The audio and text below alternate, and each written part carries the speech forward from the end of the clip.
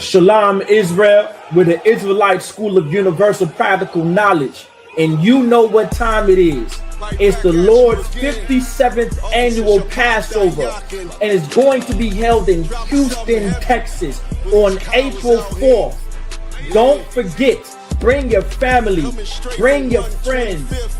Because this is going to be the time that so-called blacks, Latinos, and Native Americans can come under one roof in one house and to serve the Lord. It's that time. $200 per person. Don't forget, over the age of 17. Don't forget the Lord's Passover. It's coming. Hey, listen, brothers and sisters, man. If you like what you hear, hit the subscribe button, man. Subscribe to this channel. And also, please, go to isupk.com and pay your tithe. Drop me some cash so we can move around this planet like we need to, man, and do the things we need to do. Everyone west. Everyone west. Everyone west.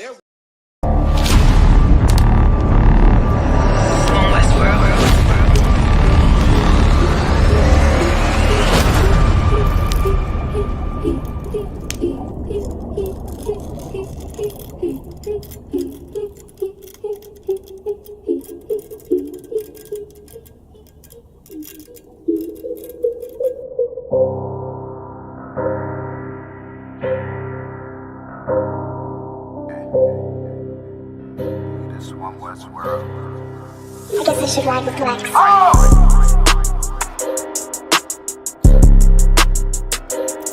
They talk about my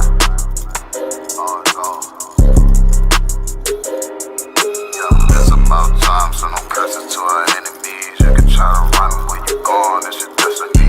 You gotta fall, never rise, that's the melody. What you get the dawn right, get another legacy. If you gotta do the shit, when I do it carefully. You can lose everything you own over jealousy. When I met her, I ain't never sweat her, I just let her breathe. See you down, keep my foot on you, that's not my pedigree. At your throat, I done took an oath, I pray I never leave. I'm a different guy, you're surprised, tucked in my sleeve. Boy, you fucking stupid, sold your seat for some bloody beef. True nation, cut the conversation, better keep it brief. It's about time, so no curses to our enemies. You can try to run where you going, it's your destiny. You gotta fall, never rise, that's the melody. What you get to witness, the beginning of a legacy. It's about time, send them curses to them enemies. You can try to run where you going, this your destiny.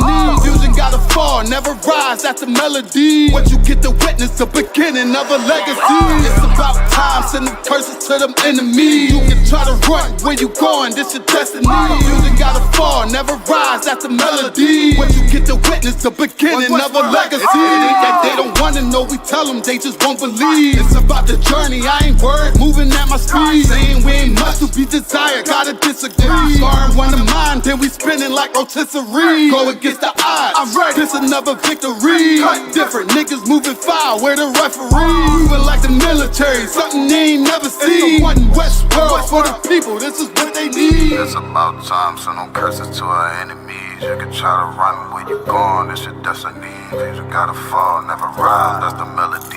What you get to witness, the beginning of a legacy. Shalom, shalom, shalom. You are live with the Israelite School of Universal Practical Knowledge, Biblical Scripture Breakdown class, live with Priest and Captain Dr. Isupk Shah, the Isupk under Commandant General Yohana. Wrap it up and getting it on. Yahweh by Hashem Yahweh Shai Barakatham, Yahweh Shemar Alathan, by Hashem Yahweh Shai. Shalom, shalom. Try to come on in here. Shalom, shalom. Yum Yum in the building. Shalom, sis. Shalom, shalom. Everybody in there. Shalom, shalom. All right. Getting into Most High Biblical Scripture Breakdown class. All right. All right. Most High Christ. So we in there. We should be good to go. How's my sound? All right, good. Shalom, shalom. Yagadah. All right, got a number go in there.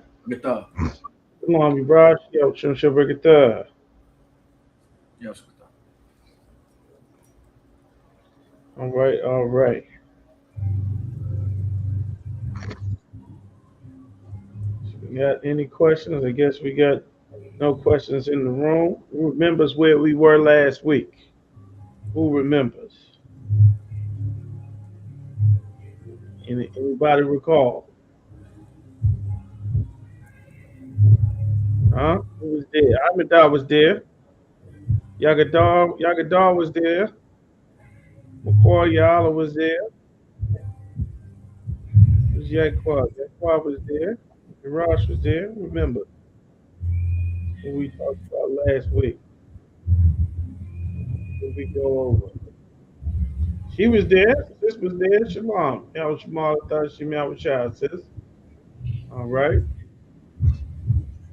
So going back to our wisdom and our understanding in the sight of the nations, what the Lord gave us that would make us a wise and understanding people. What we talking about the strength of the Lord's wisdom. Shalom, shalom. Yahweh Shem Shah Barakatah. The Lord gave us wisdom, right? So we won't get to these laws, statutes, and commandments. We're going to go. We talked about Adam being made a living soul. He was made alive and he became a living soul because Adam was given something from the Lord. The Lord gave Adam the breath of life. Shalom Yatawab, Shara, Achnawa Tazarai, Yahweh Shema Alataba Shem Yahushua. The Lord gave Adam the Thun al Adama, you understand? Habal, the breath, Habal Chaya, the breath of life. Most High gave Adam the breath of life, which of course is these laws, statutes, and commandments. All right. Shalom, shalom. Akhwaf Nawa. All right. And because of this, it made us. Give me Matthew chapter 5 and verse 13. We're going to start there. Matthew 5 and 13 and hold Deuteronomy chapter 7 and verse 6. Go ahead with Matthew 5 and 13. Matthew chapter 5 verse 13. Ye are the salt of the earth. The Bible, the God in the Bible said that ye, talking about so-called blacks, Latinos, and Native Americans, God called us the salt of the earth. We give the earth its flavor. Everything that makes the world great and wonderful and functional and proper and in order. The things that societies have been taught to do, that for generations the Lord gave us these instructions. And because the Lord gave us these instructions, when we came across another nation of people, they saw us and said, damn, these people are much wiser than us. They are much smarter than us. They know how to do things that we don't even understand. They understand things about life that we making it up. They understand the benefit of having one God. And the Arabs decided that they were going to make one God instead of having a God for every day of the year, which is what they had before. This whole idea and notion that God is one person, one being, that only comes from the children of Israel. Every other race of people always worship multiple gods. We were the only people that had a God that was one singular power that ruled over everything. The Egyptians had tons of gods, the Chaldeans, the Babylonians, the Arabs, Asians, East Indians. All of the customs of the Christian church are all the worship of many different gods. They've never all been one same God. That comes from the Bible. That comes from the real, true living power giving us real instruction about how he created everything. All right. The Lord said, we are the salt of the earth. Christ is reiterating. Keep going. But if the salt have lost his savor. If we lose our flavor, if we lose all the things that made us wonderful and special and unique, and now we start trying to be as a people, we start wearing the Muslim man dress. You understand? We start trying to be like the oppressor. being letting the woman rule and be in charge and be a damn queen. Start trying to be like the oppressor style and all these things that come from the other nations of people's culture, intermixing and interracial marriages and worshiping the stars in the sky, crystals and cards and fish and animals that's on the ground and that fly in the air, live in the sea. Then, once we take on their customs and cultures, the Lord said we lose our flavor. Just as a prime example, let me not get ahead of myself. Keep reading. Wherewith shall it be salted? How will the world get its flavor, its correction, be set on its right axis? Right now, the world is not set on its proper axis.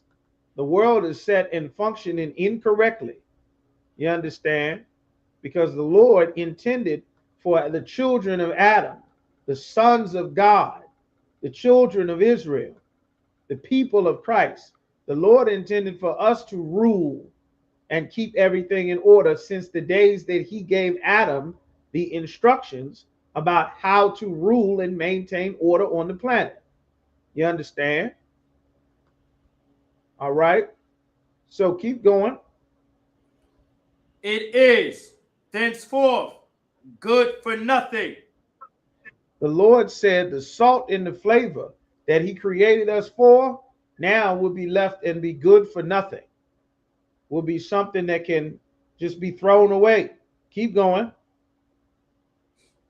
But to be cast out. But to be thrown away, to be cast out. You take it and you throw it away. Like you throw away old shoes, old shirt, garbage, trash, Pampers, diapers, old tires, whatever it is that you have no more use or value for. The Lord said, now we become something to be thrown away. And that is the result of taking the customs of the other nations of people.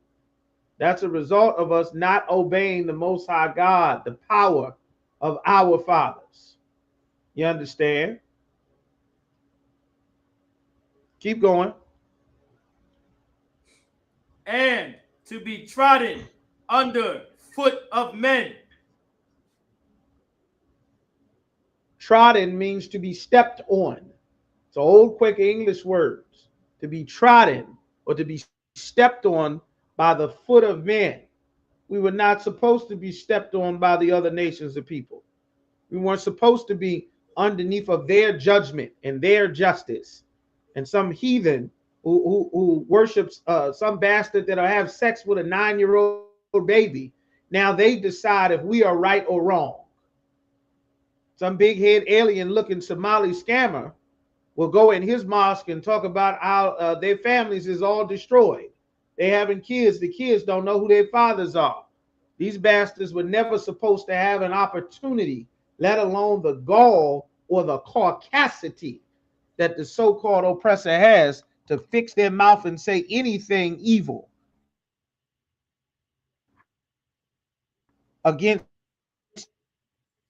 the children of God, the children of Israel.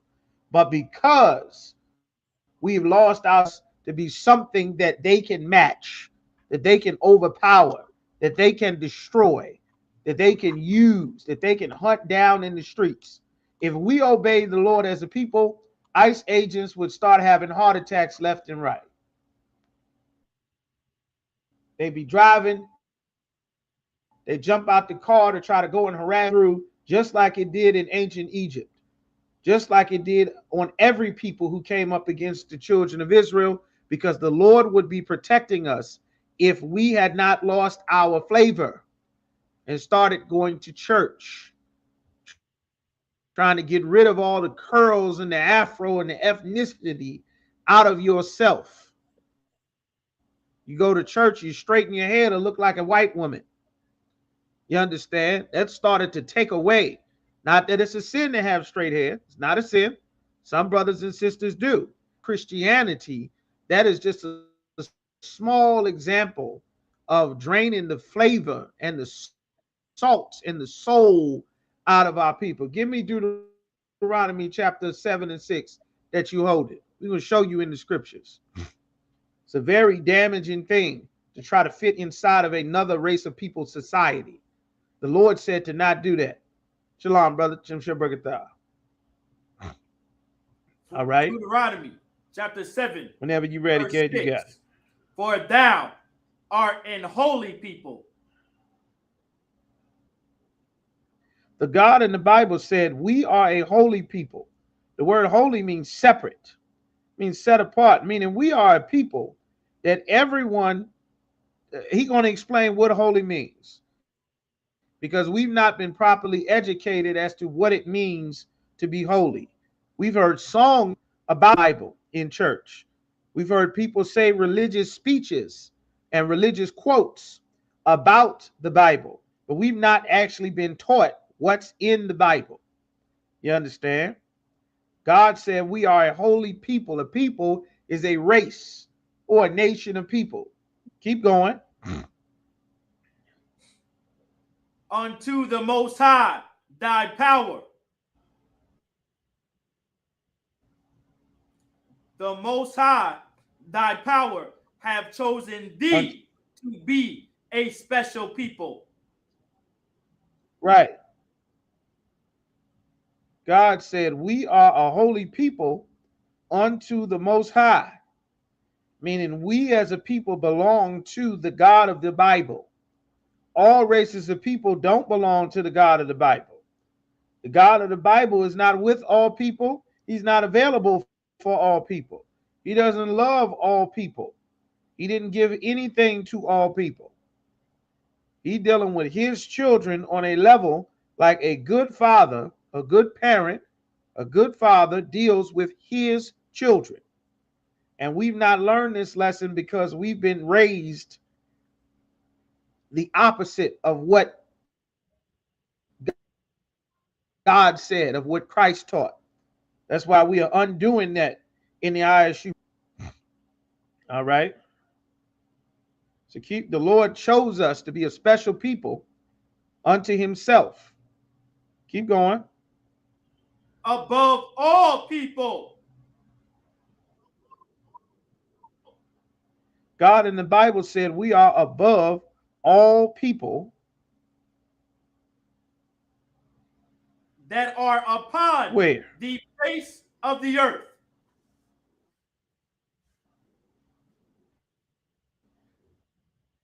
The Lord said that we are above all people upon any people on the planet. God, he made one people better than all the other ones. That's right. God put us on a pedestal, hold us to a very high regard that he does not hold the other nations of people. You understand? And this is very important to know. That's why we are the salt of the earth. When the Bible says he made one people above, when you think of all the things, take me to Jeremiah 10 and 16 real quick. When you think of the things that the Lord created, that we created as a people, all of our music, they take black music with pain and blues and soul and jazz. At one point, it was called the devil's music. The jazz was called the devil's music because white boys couldn't make jazz. At one point, the numbers was illegal. You got to be good and black and old enough to know what the numbers is. Who knows what the numbers is? See how black y'all are. The numbers was illegal. Who knows what the numbers is? Huh? What's the numbers, y'all? Come on, y'all. How black are y'all? Who black in here? Y'all might be y'all might be diet black. I don't know. With Isupk. Okay, I see y'all black. Okay. The lottery. There you go. All right, the lottery. There you go. Betting on sports. Virginia lottery, the lottery, yes. That Mega Millions and Powerball and Blackjack, all of that was illegal. It is Israelite culture to shoot dice, to gamble. You understand? Not that you should gamble away your mortgage or your car note, but it is Israelite customs. The symbol for the Levi is a dice, the Urim and the Thummim, gambling. That's right, Tazarai, gambling. Well, that's Israelite culture. You understand? They cast lots to see who was going to replace Judas after he committed suicide after betraying Christ. They shot dice, you understand, to see who was going to win. Craps, CeeLo, bones, some places. Some places bones is dominoes, you understand? So, but that's Israelite custom and culture. And now they have a lottery. Church has a lottery. The city has a lottery. The state, Powerball, Mega Millions. Our music was done in such a way. Now the world export our music, sorrow and suffering, about depression and poverty and struggle. And now those are the songs they want to sell to the entire world. Our music, our groups, our 4 and 5 man groups of brothers with big afros and bell bottoms and suits, spinning and sliding and hitting the notes. Our flavor, that's Israelite custom and flavor. Singing to a woman, singing to her, having a party. The blues, the jazz, rock and roll, hip hop, R&B. The Koreans take our soul music and try their version of it. They call it Korean pop, call it K-pop. You understand? And it's real big and popular. The white boy get a hold of our music and bands getting together, playing live instruments and guitars. And guess what he do? He take all of the flavor from the 80s, the 70s, the 60s, all of your Isley Brothers and Ohio Players and Blue Notes and Shot Lights and Earth, Wind, and Fire. He take all of that. And then he go and make 98 Degrees, NSYNC, and the Backstreet Boys, and all of his white boys singing groups. You understand? Take our hip hop and go make the Beastie Boys. And then Eminem and Paul Wall. Before you know it, white boys is rapping and hip hopping and pants sagging and pointing their fingers and moving, catching rhythm. They used to say if you moved your hips and twist your legs, you were doing the devil's dancing because they didn't have no rhythm. Muddy Waters and all the brothers on the Chitlin circuit were able to do dances and moves. And then guess what happened? A white boy learned how to do black people's moves. His name was Esley. And he got to shake and twist and do all the black moves and do all the, oh, baby, baby, come be with me, baby. I'm the head nigga in charge, baby. Before you know it, the whole world called Elvis the King from doing his white boy imitation of black soul music, black rock and roll. We revolutionize and change everything because God made one people better than all the other people, all the inventions. Read what you got, please. Jeremiah chapter 10, verse 16. The portion of Jacob is not like them. God said Jacob is not like the other nations of people. We are Jacob. So-called blacks, Latinos, and Native Americans, we are the salt of the earth the Lord was talking about. You understand? Before the Europeans came to America, they were eating half molded bread, half rotten cheese, all kind of unseasoned, unflavored beans and rye and barley and spelt. They were eating like a damn wild animal before they came to America, eating pig and whatever they could catch and kill. They talk about how great Rome was. One of the things that they don't teach you about Rome is a delicacy they ate all the time in Rome. Like you go and get chicken from Popeyes or Church's or KFC, they ate mice. Rome was full of mice and rats. That's what they ate in ancient Egypt. You understand? They were big on eating mice. Mice were everywhere. You understand? So keep going. 4. He is the former of all things. God in the Bible said that Jacob, the Israelites, so-called blacks, Latinos, and Native Americans, we are the former or the creator of all things. Everything good and wonderful comes from us. The Lord gave us his culture to be the superior people on the planet Earth. And the spirit that is inside of our people revolutionized everything. You don't believe me? Go and let Esau work his own fields to grow his food. And then once he stopped growing his own food, go and get Issachar and Zebulun and Asher and put Issachar in those fields. And you won't have food shortages anymore. You won't have a shortage of lettuce. Remember, like General Muhammad explains, in the Great Depression and all of those previous eras, before so-called mass immigration after the Civil Rights Bill, even though the Mexicans were already here and a good percentage of America already belongs to them that the white man stole, but they had food shortages. They had trouble running out of food all the time in America. Well, you haven't had food shortages in America since you've had Mexicans in the field growing your crops, your strawberries and tomatoes and pumpkins and apples, and farming your crops and filling up the produce section of your grocery store. You haven't had food shortages in generations. Why? Because God made one people superior in agriculture. That's right, the Great Depression. God made a people that are superior in agriculture to all the other people on the face of the earth. The Africans have trouble feeding their people. The only reason our people have trouble getting food is because the oppressor keeps his foot on our necks. You understand? That's why they had to come and burn our towns to the ground, because we prospered so well in his absence. So well that we built our own colleges or universities when the previous generations of our people weren't even allowed to read or write. You understand? The planet has changed. You remember how crime used to get solved? You used to have two witnesses. Somebody had to be there to see the purse get snatched, or to see the fight, to see the robbery. That's why crime was so rampant in the 20s and 30s, 40s, 50s, 60s. But there's a sister, you understand, Marie Van Brittan Brown. Her and her husband invented the closed circuit security camera.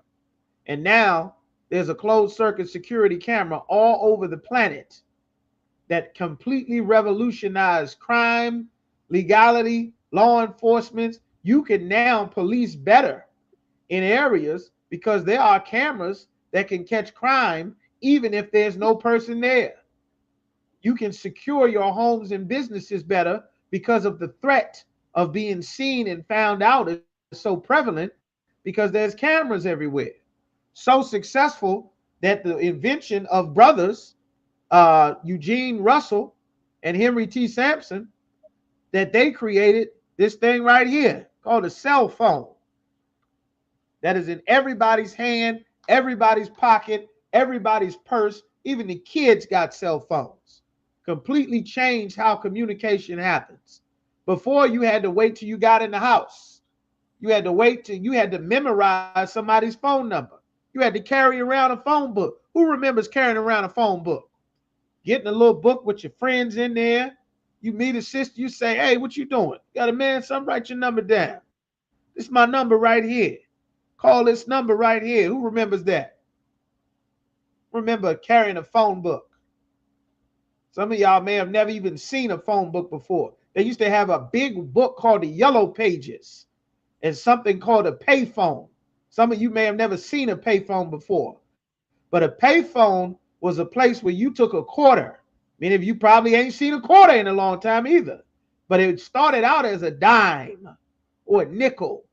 And you would put a dime or a nickel into a big steel box hanging out the wall near a telephone pole, in a train station, in a bus station, and you would stand there with a metal cord and you would hold this thing up to your ear full of all kind of diseases, all kind of garbage, all kind of trash and filth and hair grease and flu virus, and you would hold that phone away from your ear if you were black. If you were white, you put it on your face. But if you were black or Latino, you held it about this close and you're talking to it like this here, and you turn your head so that it didn't touch your skin. Well, that's how you used to have to communicate. Otherwise, you had to wait till you got home. You had to call the office. Now, because of two brothers, you don't have to wait to talk to anybody. You don't need a phone book. That's right, Tazarai. I carried a phone book. I had many phone books. I had a little black one. I had one in the house. You lose your phone book, you don't know anybody's number.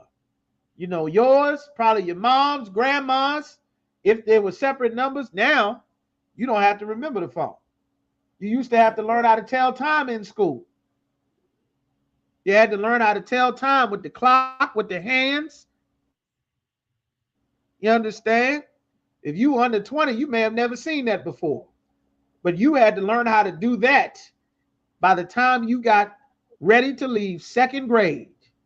And if you could not tell time with a real analog clock, then you were not going to leave second grade. And you know what happened? 2 black men invented the cell phone, and now you don't have to tell time at all. The damn phone will tell you what time it is. You understand? You don't have to read the hands on the wall. You don't have to do that anymore. You don't have to, you understand, right? You used to have to write something down by hand and go and deliver it from person to person, person to person. And then some brother made the IBM computer, known as the laptop. You understand? And that brother made a laptop, and now everybody has a laptop. They give laptops at schools. That's how you communicate. Used to have to write everything by hand. Well, now the black man made a laptop. Teachers don't want to see your ugly handwriting no more. Whole world has completely changed because of these inventions. You understand? People used to get sick and die because they didn't know that they were supposed to wash their behind all the time. Wash your clothes, wash your sheets, clean your house. Don't let mold, don't eat something with mold on it. Don't let yellow hairs spring up out your body. It's not natural. Something's wrong. Don't sit there with somebody that's sick, coughing and bleeding all over you with pus and mucus. You got to separate them. Well, guess what? They didn't know that at first. Now you got medical quarantine, the Center for Disease Control, the World Health Organization, the National Institute of Health, the New England Journal of Medicine, Johns Hopkins Journal of Medicine. You got all of this now. St. Jude, all kind of stuff to help you medically. But there was you had to deliver a letter by hand. There was no email. 30 years ago, wasn't no email, sis. You had to physically write a letter with your hand. You understand? They had something even older called a typewriter. You probably never seen a typewriter before, Tazarai, but a typewriter was a big metal box. It was heavy as hell. And that typewriter had something, and the keys were very heavy. It looked just like a keyboard. And if you put a wrong punctuation, there was no way to go back. You had to start over. It had to be done perfect. That's how things were printed and typed up before. Now you just hit backspace. Or you could press a button on your computer and you'll talk to the damn laptop, and the laptop will type everything out and spell it for you. Why? Because God made one race of people better than all the other people. And that one race of people created something that completely changed life forever. You understand? You can communicate now. The sister made the call ID. Dr. Shirley Jackson, you used to have to guess. You would hear the phone ring and you would say, that's ringing like cousin so-and-so. That's probably Jimmy. No, I don't know. Might have to let it go to voicemail. I'm going to answer it anyway. Don't answer it, Grandma. Here we go. Hello? Hello? God damn it. It's Jimmy. Damn.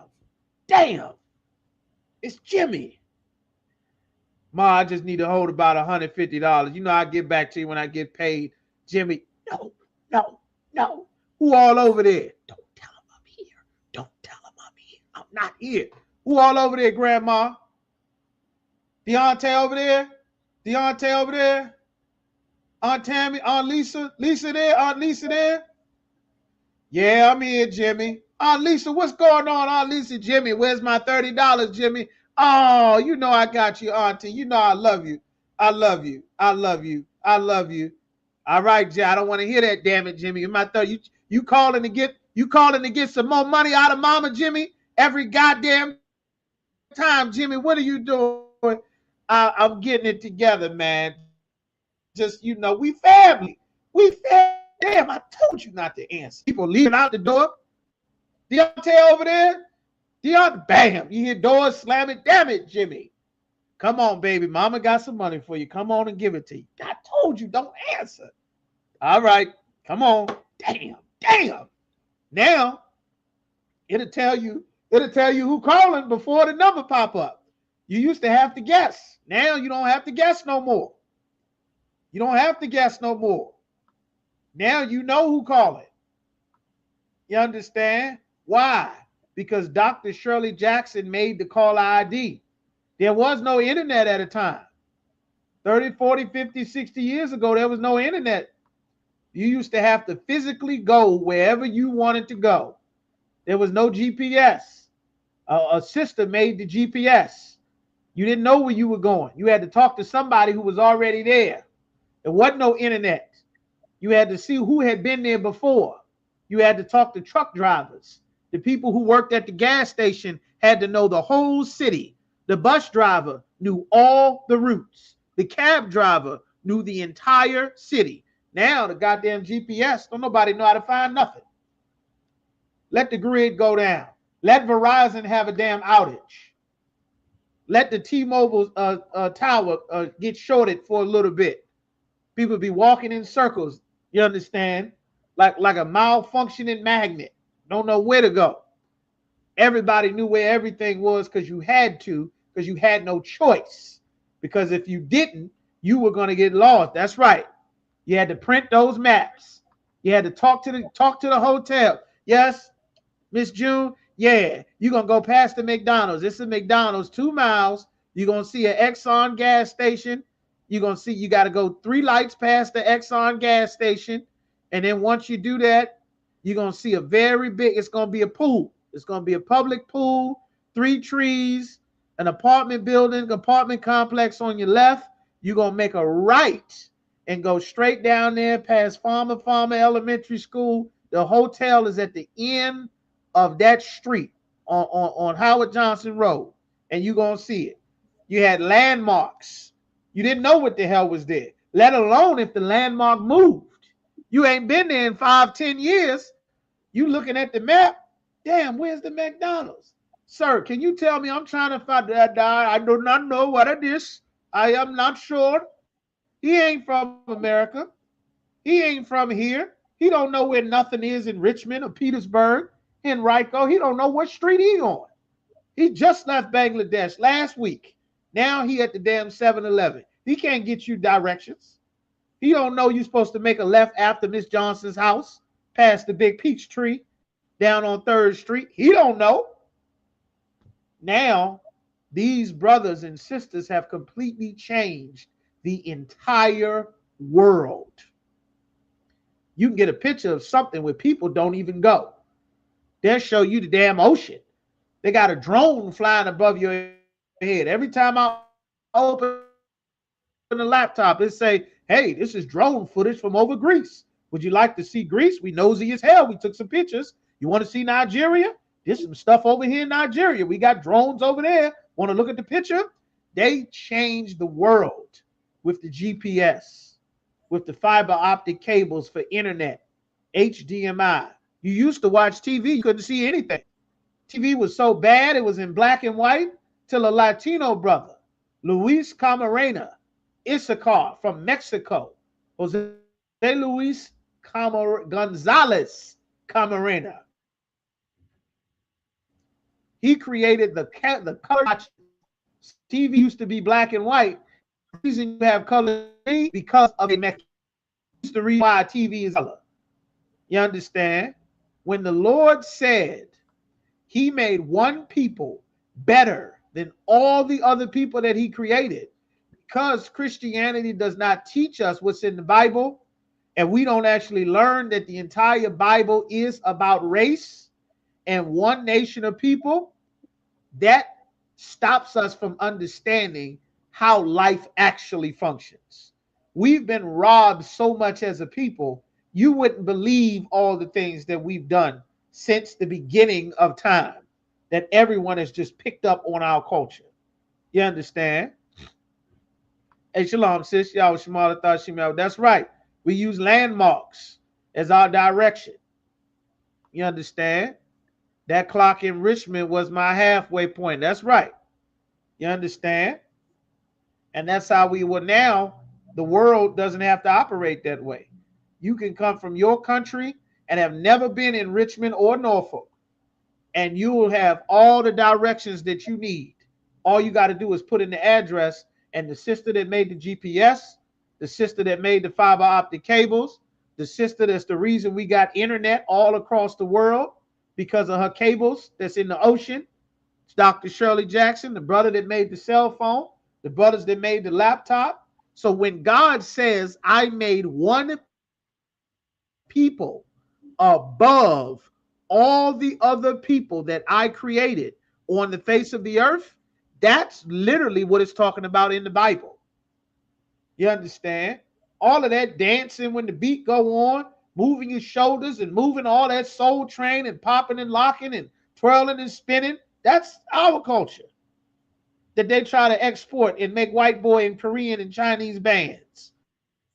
All that soul music. The other nations of people, they don't treat their women like we deal with our women. They ain't making no songs singing to their women. That's our culture. Damn near the whole Songs of Solomon is him spitting game. I'm black and I'm beautiful. Oh, ye daughters of Zion, come talk to your boy. You understand? Look not upon me, because the sun have smiled upon me. Your boy black and beautiful. Come get your son. That's the Songs of Solomon. Kirk Franklin ain't singing that part. Donnie McClurkin ain't singing that part. You understand?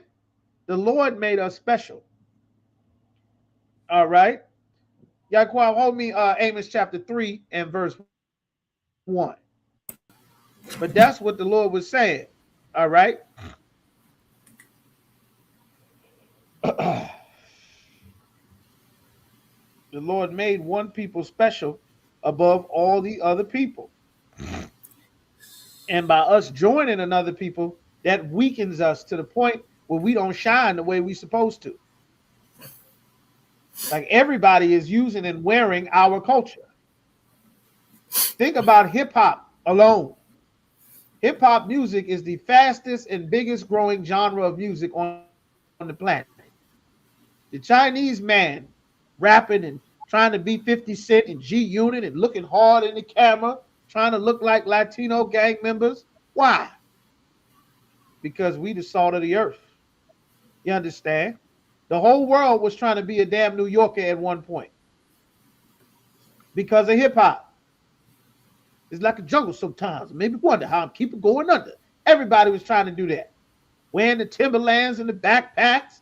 The whole world was trying to be us.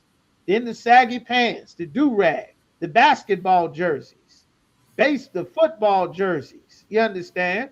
Before, you used to be a football player wearing football jerseys. If you was wearing a football jersey, you was going to the game. The white boy wasn't wearing football jerseys out on the street unless it was the time for the game. Brothers in the street get the hat, get the jersey, get the shoes to match, coordinating it with the pants. That's our people culture. Matching that's our flavor and culture. The other nations of people put 10 colors together. They don't give a damn what it looked like. You understand? Like God called us the salt of the earth, the flavor. You understand? That's not their culture. Most of what the world is selling is making, a lot of it is being sold to us. We the biggest consumers in America. America got the biggest consumer-based economy on the planet. And we the biggest consumers in the United States of America, spending trillions of dollars every single year. That means the world that's doing business with America, most of what they are creating, they selling to us. The other nations of people ain't buying nothing but guns and land and houses. Everything else we buy. But we wouldn't be buying any of it if we controlled all of it, because we obeyed the Lord and we stayed separate like he said. That would make us so wise. You understand? Read what you got, Yaquab. Come on. The book of Amos, chapter 3, verse 1. Hear this word that the Most High have spoken against you. The Lord saying, listen to this, what God is saying against you. Keep going. O children of Israel. This is only, O children of Israel. The Lord in the Bible is not talking to everybody on the world in the world. He only talking to the children of Israel, so-called blacks, Latinos, and Native Americans. That's the children of Israel. Keep going. Against the whole family, which I brought up from the land of Egypt.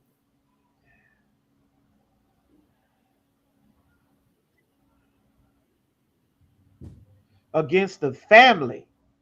The Lord called us his family. We are one family of people.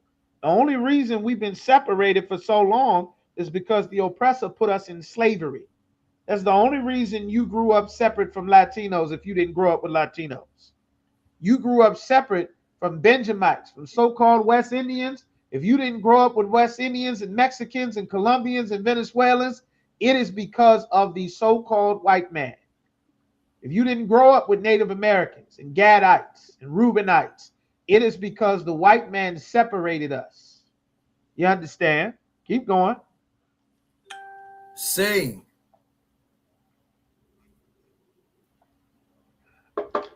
what the Lord say, Yaquab? What do you say? Verse 2. You only have I known of all the families of the earth.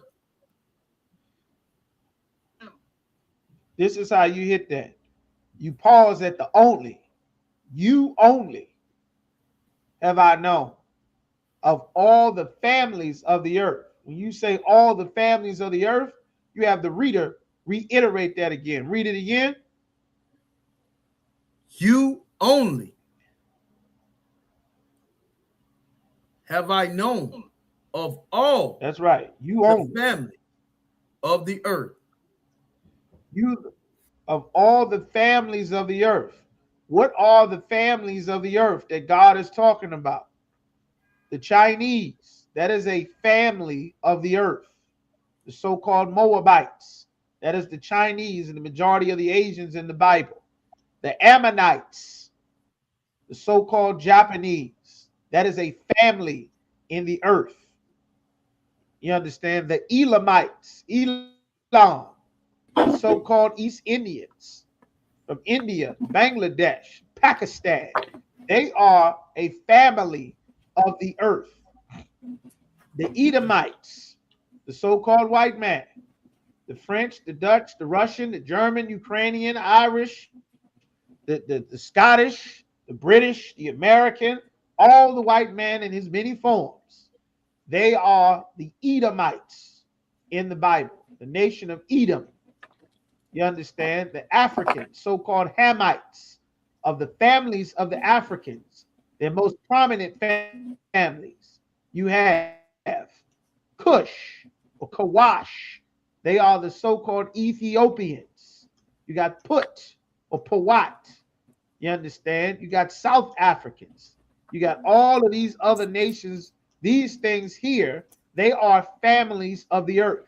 And out of all the families of all the people that God created, only one is his family that he deals with as a people. Keep going. Therefore, I will punish you for all of your iniquities. It's a colossal. That's right. Only, solely, exclusively, without anything further indicating one of a kind. Nothing else. The Lord don't have any other type of people. He only deal with one people. That's right, brother. Keep going. Verse 3. Can two walk together?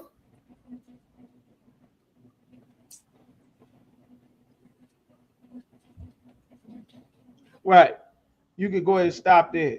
The Lord said, you only have I known of all the families of the earth. Therefore, meaning because of this, I'm going to punish you for everything that you do wrong because I told you not to do it. That's what it says there. That's black parent talk. Those are not my kids. That's not my kids. You understand? I'm your father. I'm your daddy. I told you not to do it. I didn't tell them nothing. Them ain't my kids. I don't give a damn what they do. You only, of all the other people on the earth and all their families, and because I only deal with you, you're going to get punished for everything you do wrong because I gave you instructions and I don't give a damn what Jimmy did. Jimmy ain't my son. I told you not to do it. That's black parent talk. Black, Latino, Native American. That's race in the Bible. You understand? Right there. Every parent understands that. That's in the Bible. All right? And that's what the Lord said. Give me Leviticus chapter, see the wisdom that the Lord gave us. I'll take me Leviticus chapter 15.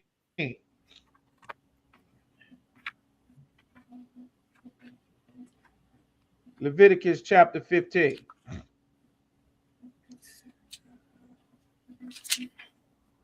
Kind of, sir. Starting at verse 1. Chapter 15 and verse 1. The Lord gave us a wisdom. Yes, and this wisdom will keep us alive. And because of this wisdom the Lord gave us, it kept a lot of other people alive too, because they were supposed to follow us. They were supposed to do what the Lord had instructed us, and we would be their light to give them instruction. And that's what we've been doing, but we've lost our savor as a people by joining them and taking their culture. So give me Leviticus chapter, you can start at 1 and 2. Sir. This is the book of Leviticus, chapter 1. Chapter 15, verse 1. And the Most High spake unto Moses and to Aaron, saying, the Lord spoke to Moses and Aaron. The Lord did not speak to everybody. The Lord has never spoke to everybody. You think God is talking to you? You talking to your damn self. God is not talking to you. God talked to one man. And that one man got instructions to tell the men under him, and those men got instructions to repeat exactly what they were told to the people under them. You have never spoke to God directly. I have never spoke to God directly. The Lord deals with Commander General Yohana. Commander General Yohana tells the men under him, and we all repeat exactly what the Lord told him to say. That is how it has always been in the Bible. You understand? Christianity has made our people damn near schizophrenic, thinking that God is talking to everybody individually when God hasn't given you the winning Powerball number. God didn't tell you not to take that route before you got that traffic ticket. God didn't tell you not to have sex with those people. God didn't tell you not to go that place because you was going to get shot. God didn't tell you not to smoke because you was going to struggle to quit smoking for the rest of your life. God didn't tell you none of the important stuff. God don't talk to you. It's a lie. They lied to you. You listening to what God's saying right now, because I'm repeating what God said in the Bible. That's how you know what God said. Shalom, brother. Keep going. Verse 2. Speak unto the children of Israel.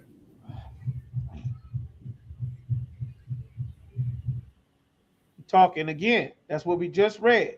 God only deals with the children of Israel. None of these laws, statutes, and commandments is dealing with anybody else. Keep going. And say unto them. This is what you're going to tell them. Keep going.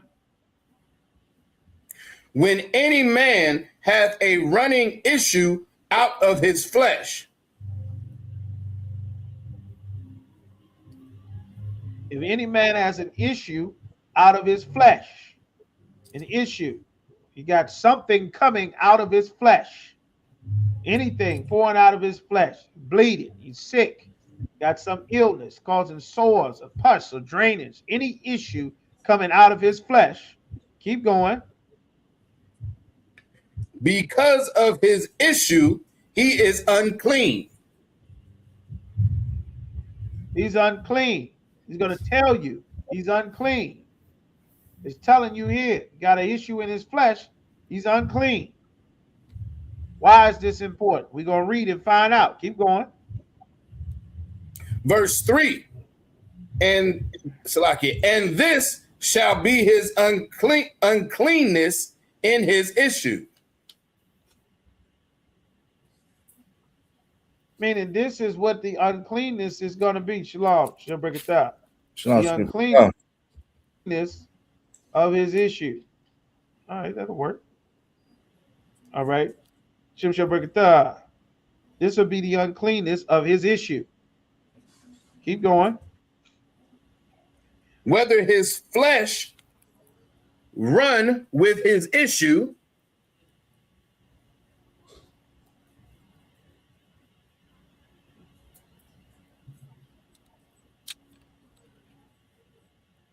I think it's too much. Say it again. whether his flesh run with his issue,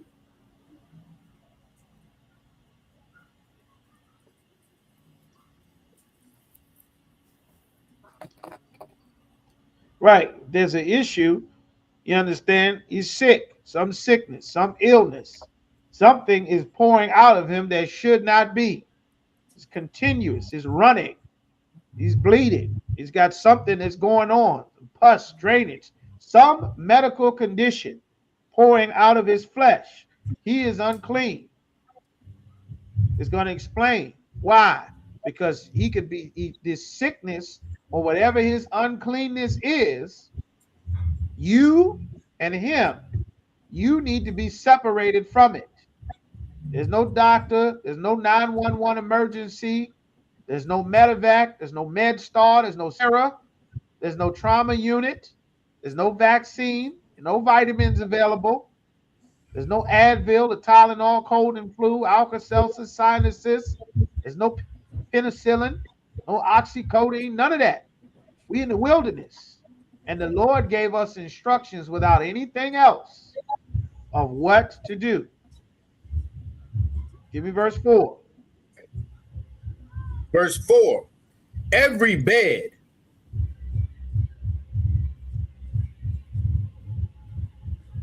Every bed.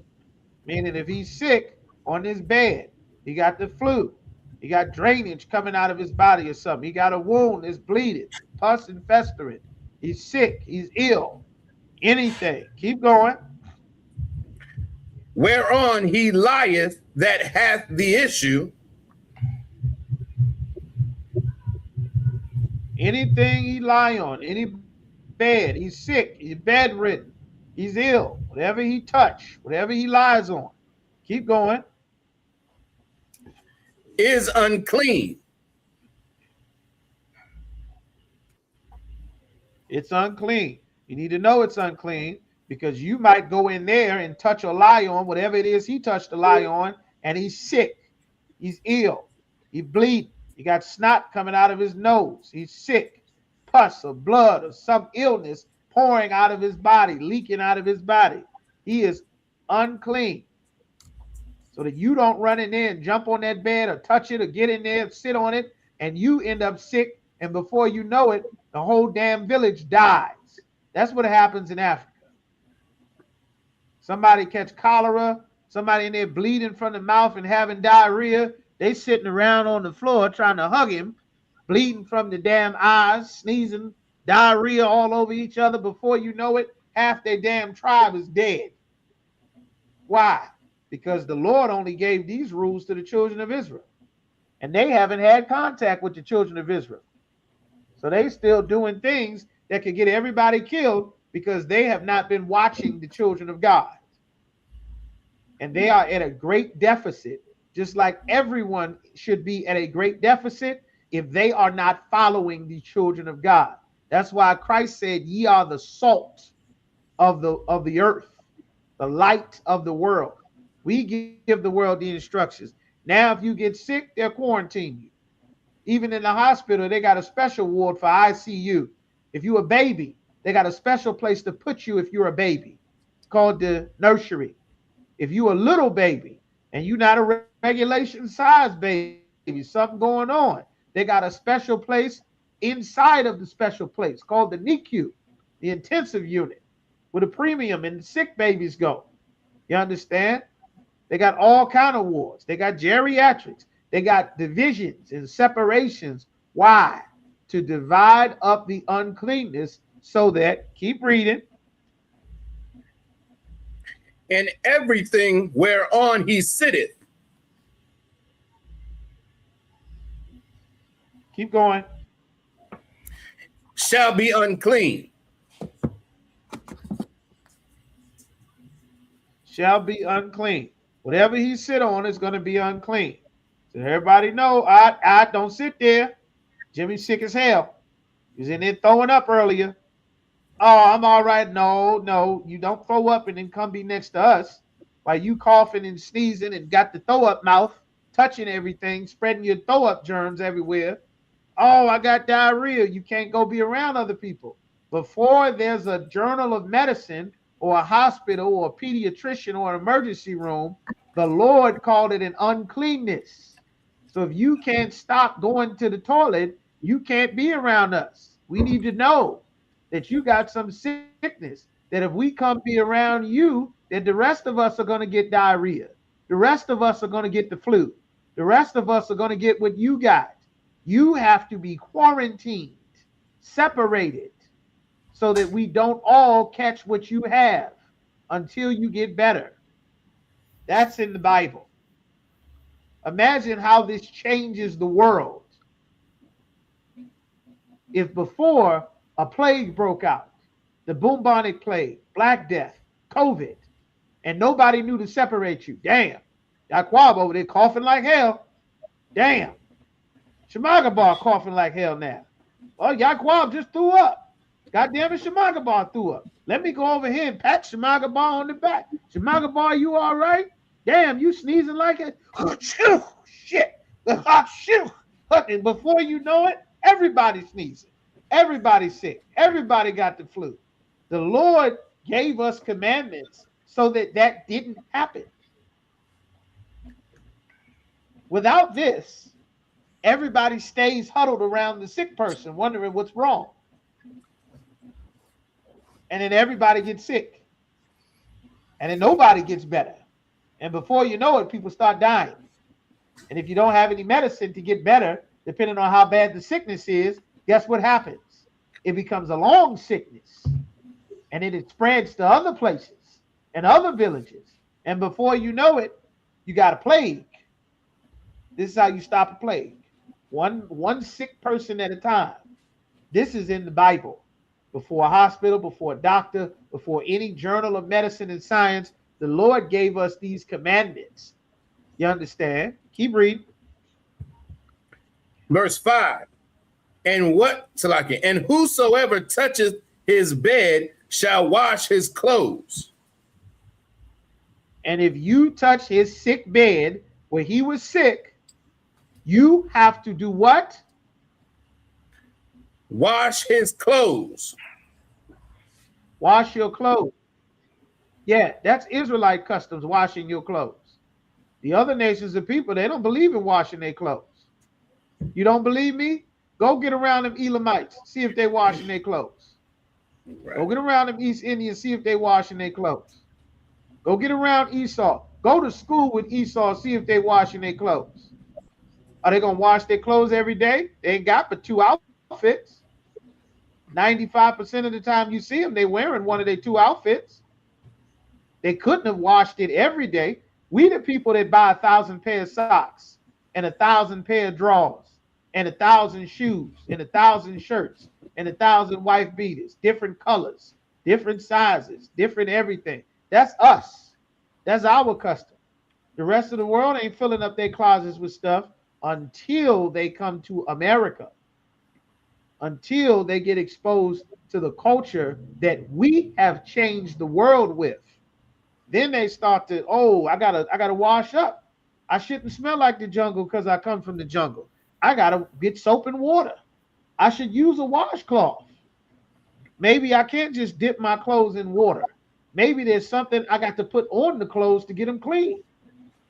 Before you know it, they selling detergent, they selling fragrances, they selling everything, all kind of stuff to get you clean and sanitized, because that is Israelite custom in the Bible. When the Christian church teaches us that we don't have to keep God's laws, again, it is such a disservice, because you don't even know what the laws are saying. You don't even know what they say. It said you're supposed to wash those clothes. Keep going. And bathe himself in water. Hold up. And do what? Bathe himself in water. Now, this might be cliche enough, but everybody don't practice bathing themselves in water. They barely do it now. They for damn sure wasn't doing it way back then, BC era, before Christ. They wasn't bathing them. They might have jumped in the river every once and then. They may have went for a swim. They may have been out on a fishing boat and somebody fall over and got to swim back to the canoe. But everybody wasn't purposely bathing themselves in water. It didn't say dip yourself in water. It didn't say go jump in the lake and swim around like the white boys in the horror movie. It said bathe yourself in water. Wash your tail. Get it clean. Not wet. Clean. Wash your clothes. It said wash your clothes. It didn't say wet your clothes up. It said wash them. That means clean them. And bathe yourself. Clean yourself. Keep going. And be unclean until the even. And then it's unclean until the sun goes down. Why? So that everybody knows that something has happened there, and then we can separate everything. Once the sun goes down, you got a decent measure of time of how long before it's clean. It's washed. It's got to dry. You got to be washed. Your clothes got to be washed. The sheets got to be washed. Clean that bed up so that all the sickness and illness dies before somebody else gets it. That is brotherhood. That's brotherhood. This is the love of God. Somebody pull Shemagabah, give me that scripture. The love of God is to keep your commandments. Right. Meaning if you love God, when you get sick, you get everybody else sick. That's right. You won't spread your illness everywhere. You won't spread your flu. You won't spread your cold. You won't spread your diarrhea. You won't spread your herpes. You won't spread your syphilis and your AIDS and your gonorrhea everywhere. Everybody talking, I'm blessed and highly favored, burning all of Atlanta and Houston to the damn ground out the drawers. Why? Because nobody knows the love of God. Jesus said the love is in my heart.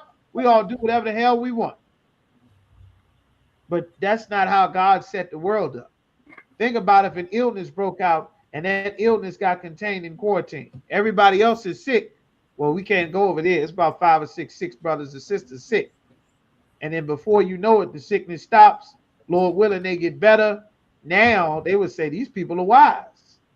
When Esau left Europe, dying of the bubonic plague, they bought blankets with smallpox, meaning they were that filthy that they carried with them their own blankets that were positive for diseases because they did not bathe themselves in water. They did not wash their clothes. They did not wash their behinds. I think it was custom. They said for them to have a bath maybe once or twice a year, something crazy.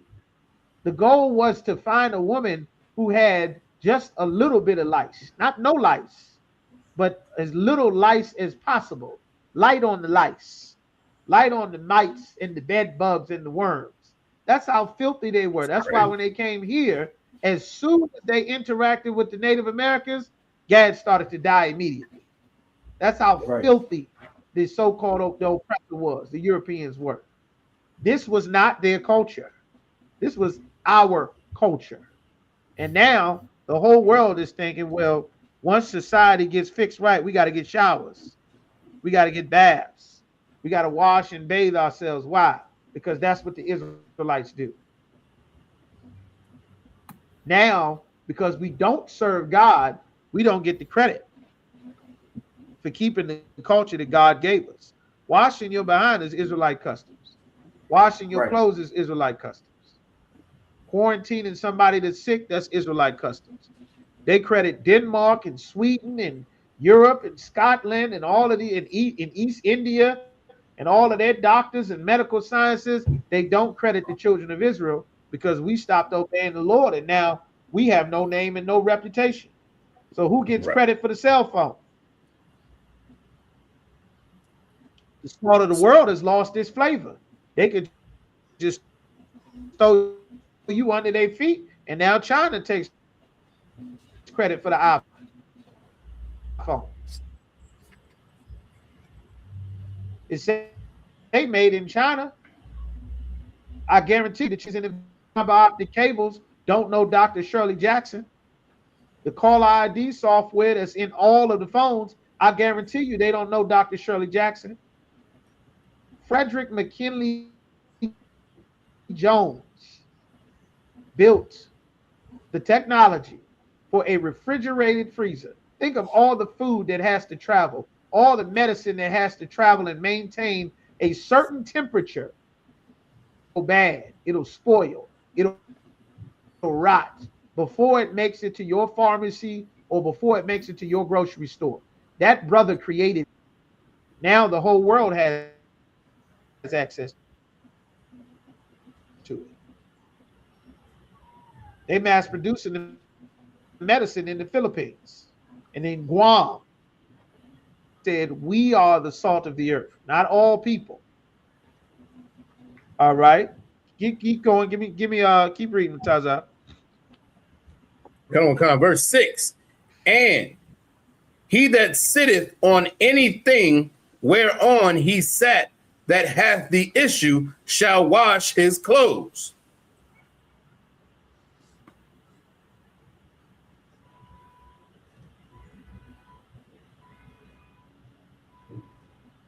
He that sits on anything.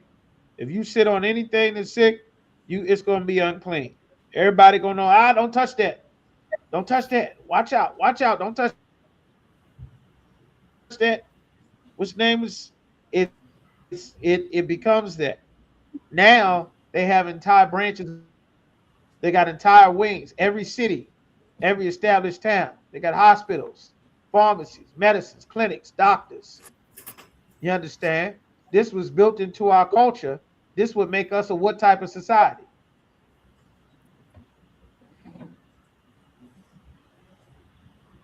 I'm gonna let y'all answer that while they keep reading. Give me verse 8. Come on, verse 8.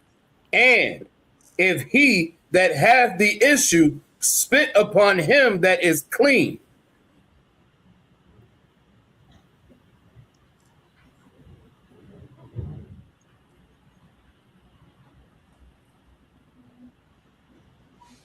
If he have an issue,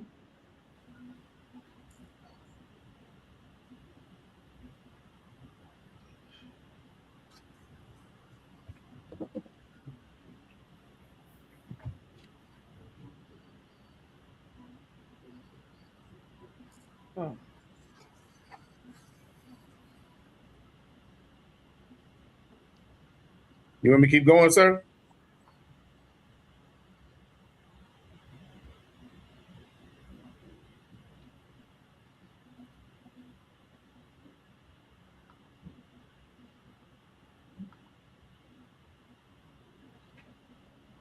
right.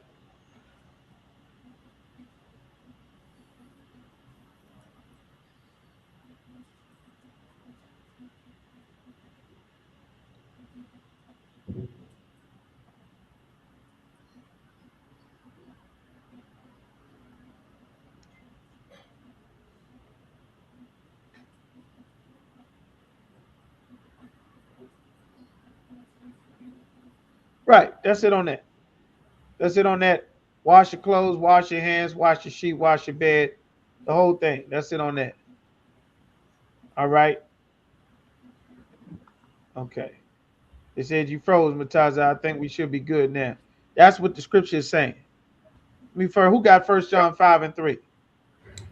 Can I do, sir?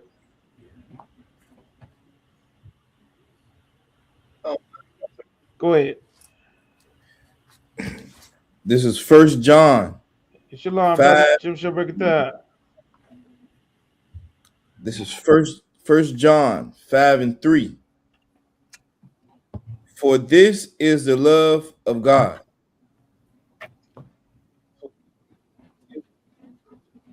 This is what love is. God said, this is the love of God. This is what it means. This is how you define it. God's love is not a feeling. It's not just how you feel. This is the love of God. Keep going. That we keep his commandments. Right. That you keep in his commandments is the love of God. Drop that. Take me to Deuteronomy chapter 11 and verse 1. Come on. This is the book of Deuteronomy, Just chapter so that 11. you know, this is a precept that tells you what love is. It's in the New Testament. It's also in the Old Testament. If you didn't know where it was, here it is. Deuteronomy 11 and 1. This is your precept. Go ahead. Come. This is Deuteronomy, chapter 11, verse 1. Write this down. Therefore, thou shalt love the Most High power. The Most High, thy power. So you're supposed to love the Most High, thy power. Thy G-O-D, we translate to power. Think of how much power this gives us as a nation of people if we know how to stop disease from spreading. Think of how much power that gives you. Think of the countries that don't have good hygiene and how much sickness and disease spreads amongst their children, amongst their babies, how filthy without cleanliness and disease and illness spreads, all kind of bloodborne illnesses and pathogens, entire regions of the planet that are known to carry dengue fever, that are known to carry jaundice. Before you go to certain parts of Africa, you have to take shots for weeks before you can go to Africa.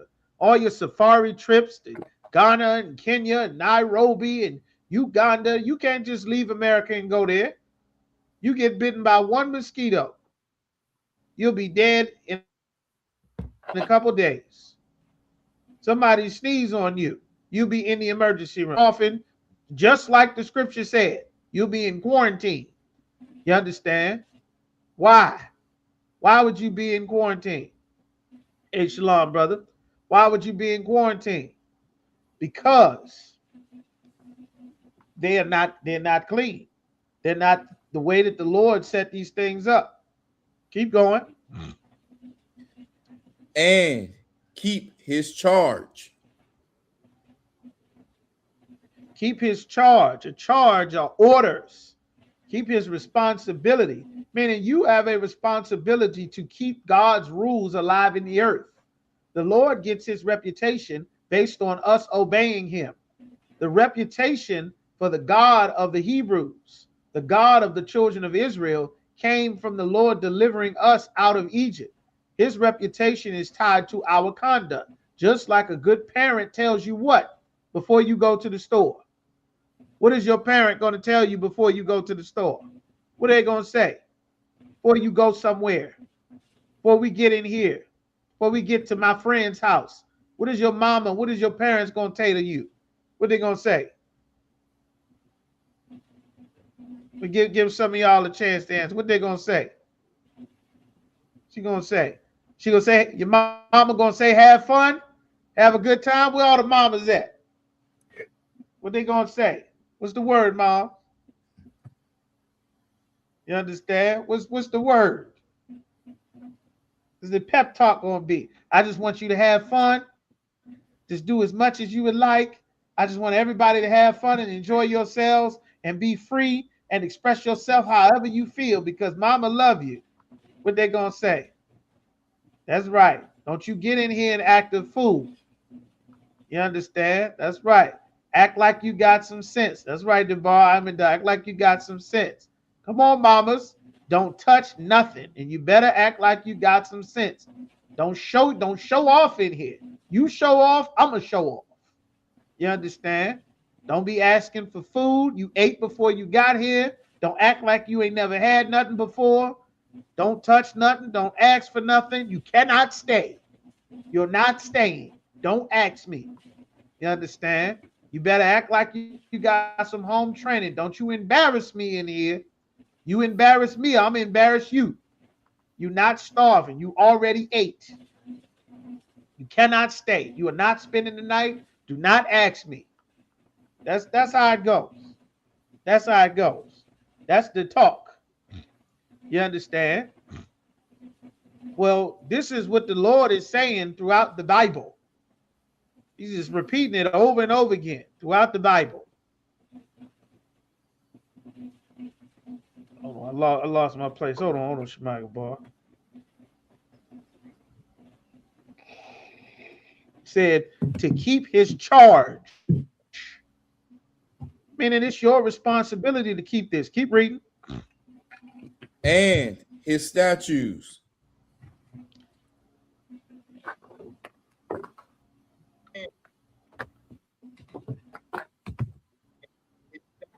His statutes, his charge. You getting the charge of you better act right.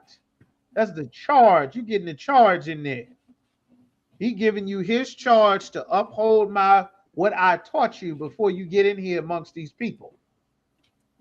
And his statutes, the rules about how things are supposed to go. These laws. You got laws amongst yourself. You're not supposed to be a lawless people. Just robbing and stealing and doing whatever. That's not how you're supposed to be. You only have I known of all the families of the earth. Therefore, I will punish you. I'm not beating everybody's kids. You going to get the punishment because I only deal with you. You are my family of all the people on the earth. This is what the Lord is saying. Keep going. And his judgments. The judgments are the punishments for breaking the law. You should not be in a land where there is no established judgment for your behavior. Everybody should not be free to do whatever they want, live however they want, say whatever they want, wear whatever they want. We went over last week. A man is not supposed to dress himself in a way that make you think this is a woman. A woman is not allowed to dress herself in such a way to make you or her think that she is a man. You understand? You aren't allowed to have sex with somebody's daughter and throw her away. You aren't allowed to trick and hustle and scam your way up to goods for multiple men, having sex with them, pretending like that the father trying to give you away as a pure, righteous daughter, and you done already been with another man. We're not supposed to have sneaky linking and sneaking around and all of this here. That's how the land gets destroyed and the Lord's reputation gets destroyed. And our reputation as a people get destroyed.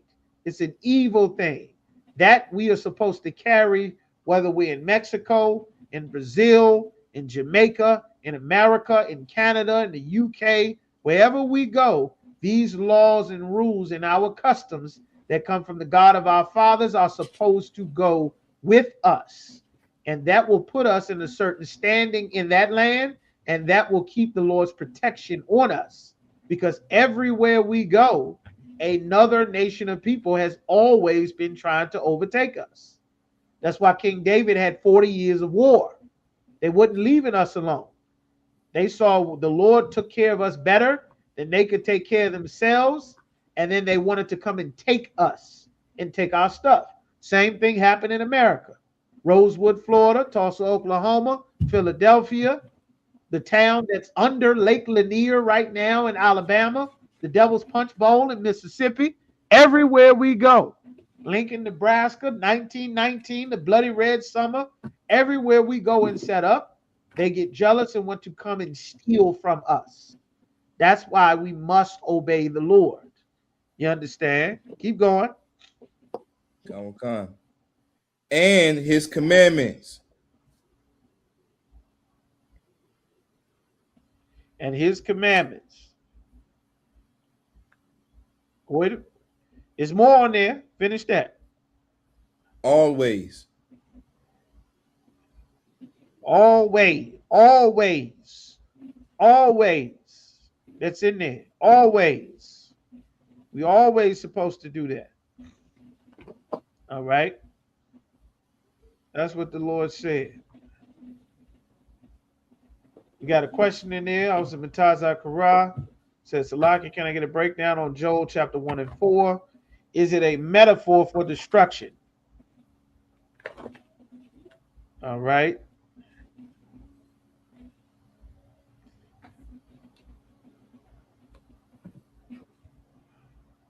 Well, yes.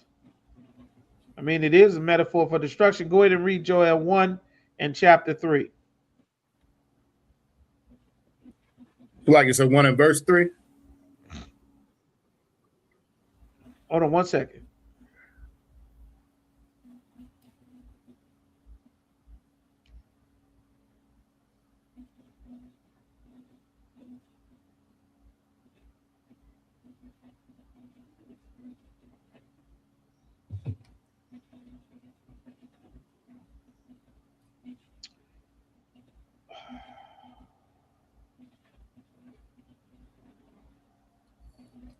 Start at verse 2. Because he's talking to him. Joel is prophesying. Yeah, start at 2. Come. This is the book of Joel, chapter 1, verse 2. Hear this, ye old men. Listen to this, old men. Keep going. And give ear.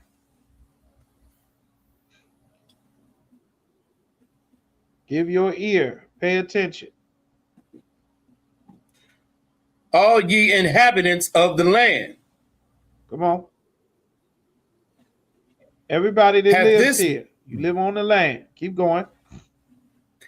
Hath this been in your days?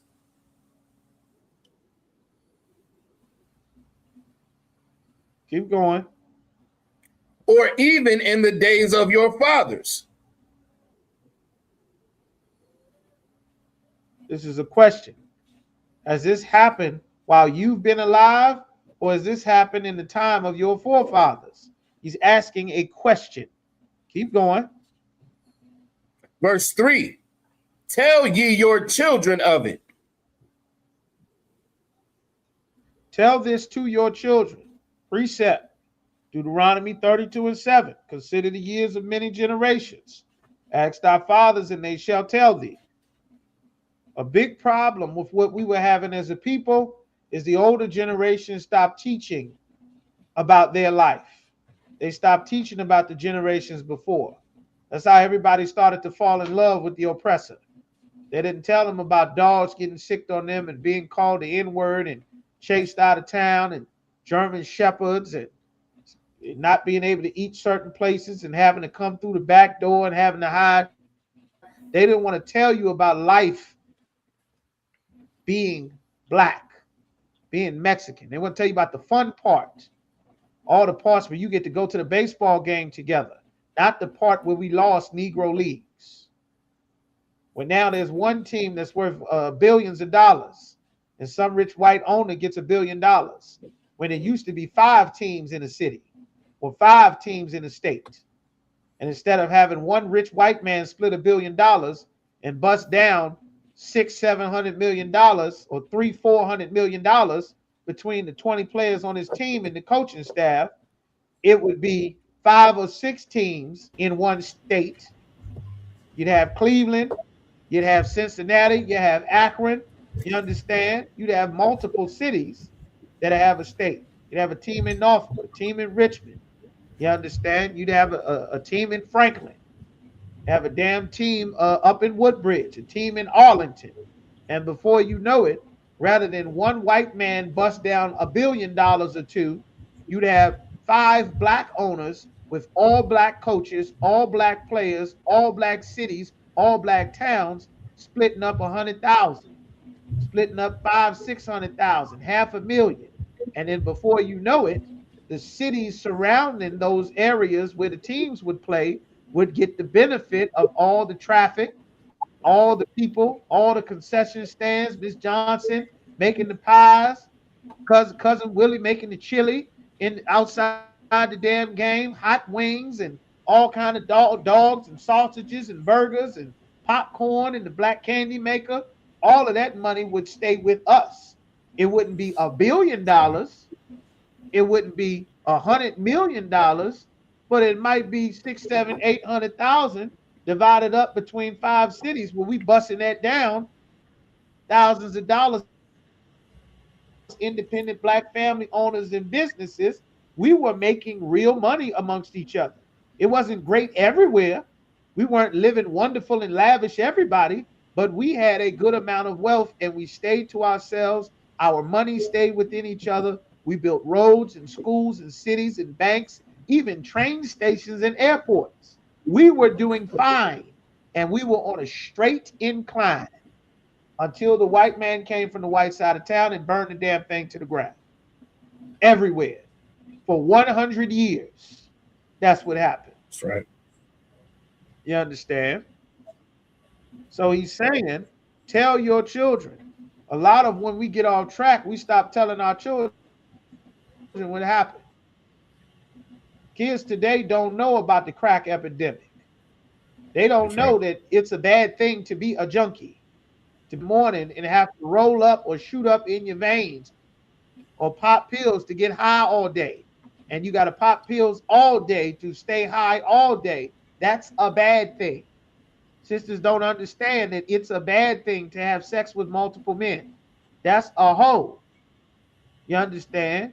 That was not something to aspire to be a woman having sex with lots of men. That was a prostitute, a streetwalker, a floozy, a hoochie, a hoe. You were not supposed to desire to be one of them. They're not supposed to be the good guy or the hero or someone that everybody looks to. And we're going to quote what they say and live their life.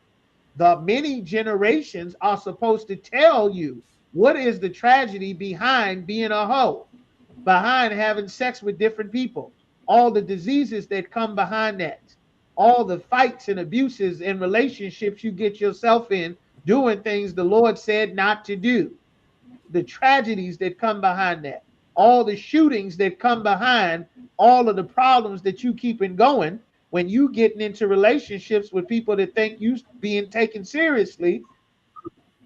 And then you understand you got a boyfriend and a husband and a baby daddy that all end up shooting at each other. That's the part that don't get brought up. You understand? Talking about how terrible you felt after you killed your baby, after the abortion. How you think about what that son or daughter could have become every day of your life. You think about that. How you went and sold drugs and you watch your best friend get his brains blown out his face, selling weed, selling pills, selling coke. Consider the years of many generations. Everybody only hearing the fun part. They ain't hearing the part about how most of the people you grew up with died in the streets trying to be goddamn Tony Montana, or the 10 years you spent behind that wall when the judge say you're not going home, when there is no bail, when you get a new cellmate, when you got to sit in the pod. You understand?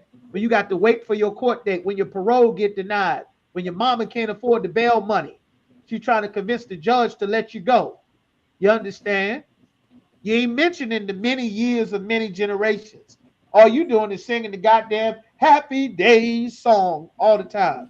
The Lord didn't say that. Tell them about them dogs getting sick on you. All the bumps and bruises and broken ribs from the white man's fire department spraying the hose on you. The police pulling you over, beating you up and throwing you in a rival neighborhood. Throwing brothers off the precinct roof. Before you go think that the blue wall of silence is going to protect you being black or brown, trying to do the right thing to change the system from within. Tell them about you trying to change the system from inside the military, where they put all the black soldiers on the front line to die first, where they let the white boys go home and get the medal and you don't get the rewards and you on the field keeping everybody alive. Tell them the real story. Stop saluting the damn flag and singing along and God bless America. Tell the truth. The problem is Don't nobody want to tell the goddamn truth. That's why the Lord have to keep saying, you old men, tell your children. Tell them what the hell has been going on. Tell them why we in this situation. Tell them how everybody decided it was better to stop fighting and go join the white man. Why he took everybody's house. Why he stole everybody's money. Why they put the woman in charge of the family, then took the economy that fed the black-owned businesses. And now she raising kids by herself. And they growing up and becoming the gang members shooting up the whole city. Why everybody moved out the neighborhood that lived someplace you could afford. All the fruit trees died once we integrated because the white man poisoned them. So you have to tell them about the many years of many generations, old men. They don't want to do that. They don't want to talk about that. The Christian church say if you don't have nothing nice to say, don't say nothing at all. But the Lord said you better tell the goddamn truth so you can save somebody's life. Everybody lying to blacks and Latinos. They lied and said you're going to get citizenship if you go join the military. All the deported veterans in Jamaica, in Haiti, in Mexico, in El Salvador, in their military uniform right now. Talk about the many generations, ye old men. This is what the Lord is saying, man. Keep reading. And let your children tell their children. Let your children tell their children. You ain't passing the stories along. Why did everybody move from North and South Carolina? Why did y'all leave the Carolinas? Why you left Mississippi and came up to Chicago? How did you end up in Memphis? Why did y'all leave Mississippi? Huh? Why? What you left Georgia for? Why'd you leave it? Because it was full of equality? Because it was full of love? Because race doesn't matter? No, that ain't why you left. You left because of the Knights of Columbus. That's why you left. Because of cross burnings. That's why you left. You understand? Because of lynchings and towns getting burned down. That's why you left. Because race does matter. Because your skin color does matter. Because who your father is does matter. But you don't want to talk about that. Well, God said it better be talked about. Keep going. And their children another generation. Let each generation pass down the story. You ain't telling the truth about what happened when we was in Africa. Black people moving back to Africa getting scammed. Getting scammed by the West and the East Africans. Talking about the year to return. You ain't telling the truth about what happened when we was on the West Coast of Africa. How the damn woman king, the homie warriors was hunting us down.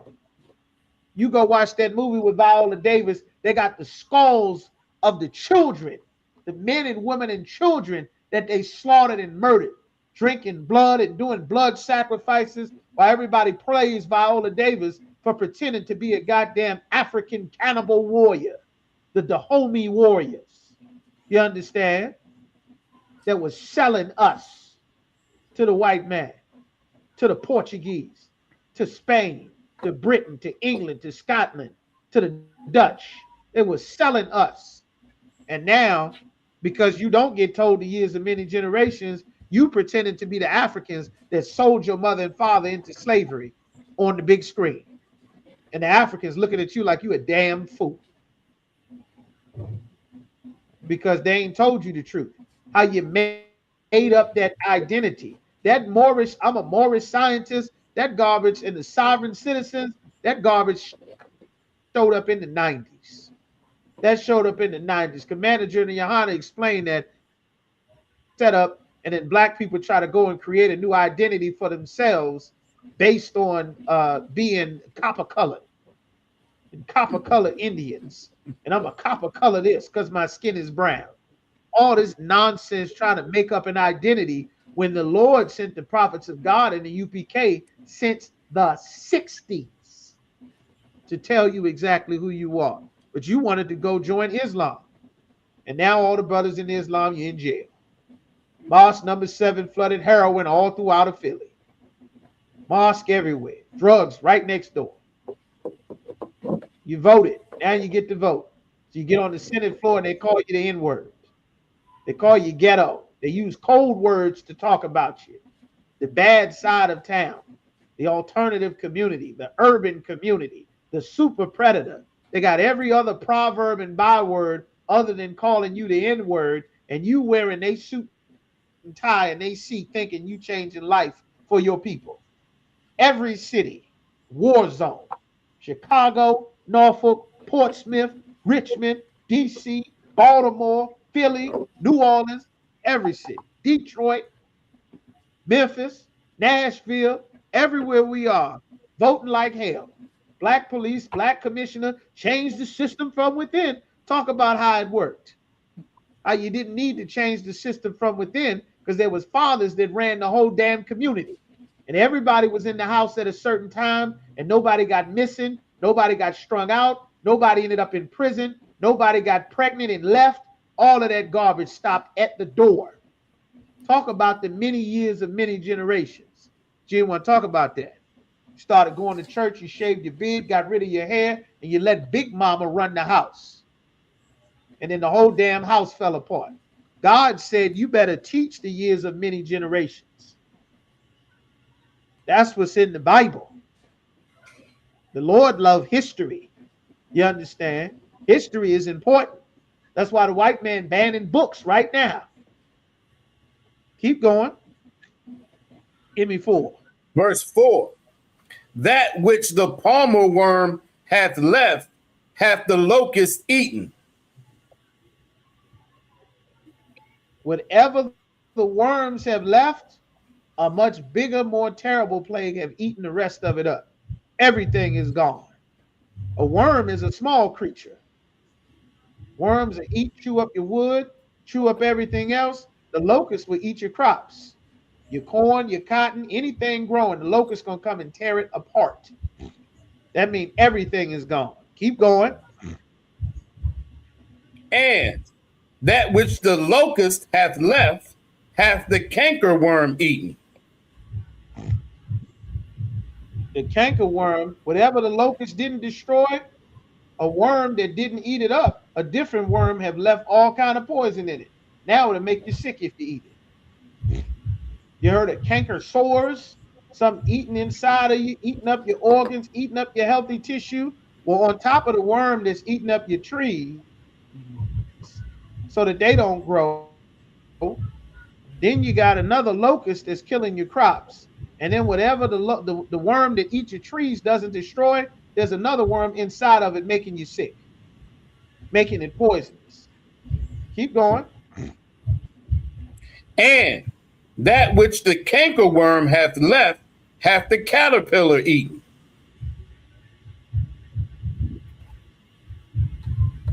And whatever the cankerworm couldn't destroy, it then fell on the ground, and the caterpillar then chewed up whatever then failed. Everything is gone. He said, make sure you tell this to the generations. Tell them, because it wasn't like this before. This ain't how it was to be full of fruit trees. And now there are no more fruit trees. There was a garden in the front and the back, and now ain't no more gardening no more. We eating out of bags. We don't know where it comes from. The oppressor might cut us off any day. You understand? Like the Lord is furious. That's why he sent Joel. Joel was sent to deliver something heavy. Once you get to Joel, the 2nd chapter, he started talking about slavery. He started talking about World War III, the oppressor going in chains. The Lord sent Joel to deliver brimstone. You understand? Sulfur and brimstone. That's what Joel's mission was. So is your question a breakdown? Is it a metaphor for destruction? Yes. It's absolutely a metaphor for destruction. Complete destruction. You understand? The same destruction the Lord said would happen if we did not obey him, then we would be cursed in the city and cursed in the field. A nation that we didn't know would eat up everything that we have. The worms would destroy it. Your brass, your sky would turn to brass. Your ground wouldn't produce anymore. All of this, the Lord told us what would happen. So absolutely. All right. That's absolutely correct. It's a good scripture there. All right. The water, sir. All right. So let's get some more. Eye on the bar. All right. What else we got? Anybody holding some? All right, good. We got that question. Raj, take me to Leviticus, the 11th chapter. I want to get Leviticus, the 11th chapter. Hold that. Karawakan, sir. Do you know what verse, And sir? the Lord gave us some wisdom. Start at verse 2, Baba Kishore. Karawakan, sir. Leviticus chapter 11, verse 2. Right. Speak unto the children of Israel, saying, these are the beasts right. which ye shall eat. This is what you tell the children. That's right. Come. These are the beasts that you are going to eat. God tells us what animals we can and cannot eat. God says what animals you can and cannot eat. Everybody else in the world eats whatever the hell they want. They bust it upside the head. Sometimes they cook it. Sometimes they just bite the hell out of it. The Moabites don't even wait for it to be done. They just bite the hell out of it. Octopus bite them back. They don't give a damn. Right. I've seen a broad swallow a goldfish. Oh, pale-faced ghost Moabite with the smashed up eyes. You understand? The Lord said, don't be like them. They are not wise. You understand? This is what the Lord said.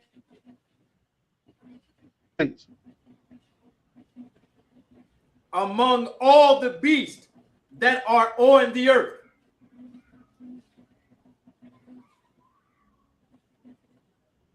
All the beasts on the earth. The Lord tell us all the beasts that's on the earth.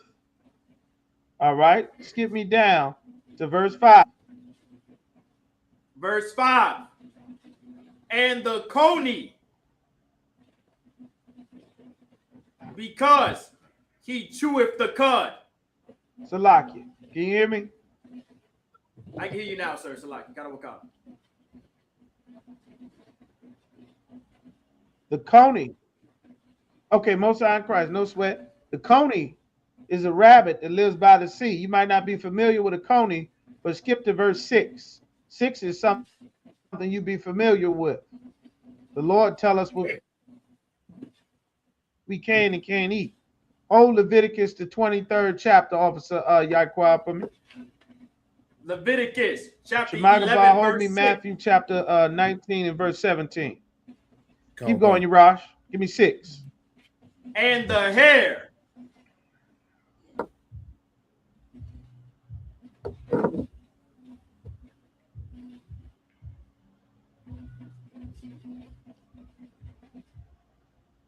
It's the hare. Because the hare is a rabbit.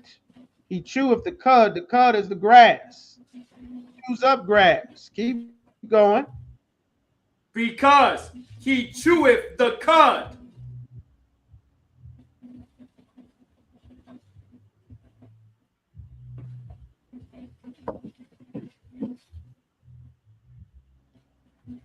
Right. He eats the grass. Keep going.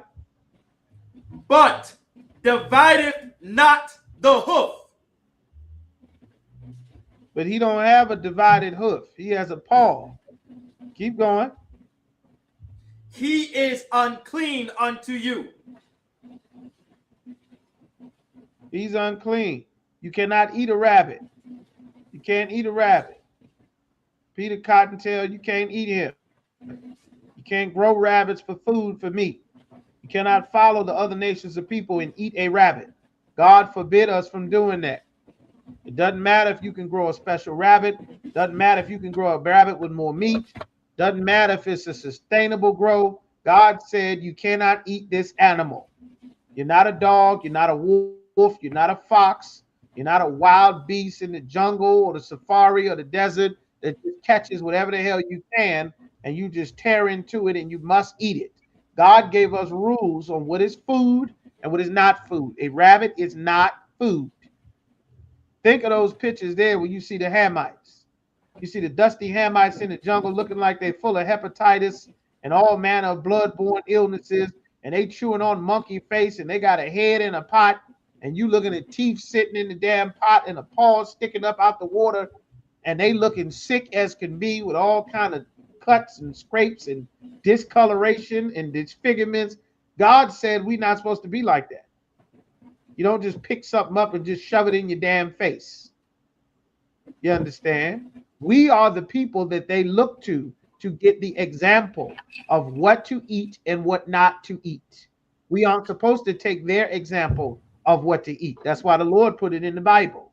This is God's love telling us what we can and cannot eat. Give me verse 7. Verse 7. And the swine.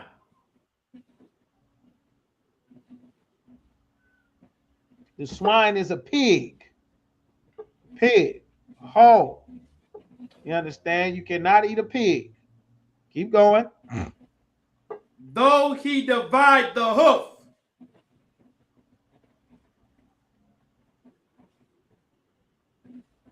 Right. You got a split hoof.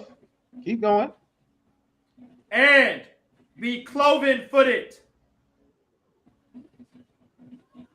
He got a split foot. He got a hoof. His foot is split up the proper way. Keep going. Yet he cheweth not the cud.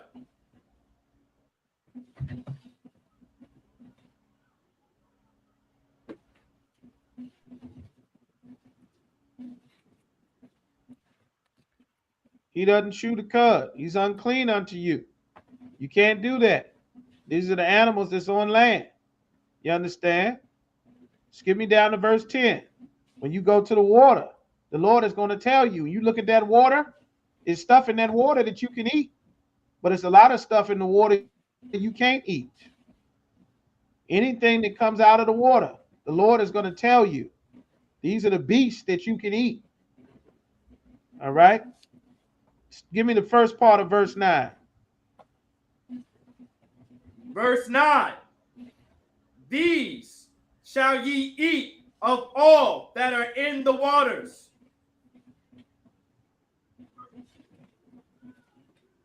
Everything that's in the water. This is the Lord going to specify. If you find something in the water and you catch it and you might want to eat it. How do I cannot eat? Can I just eat whatever? Can I snatch up a squid or an octopus or an electric eel? Suppose it's a big starfish in there. What can I eat?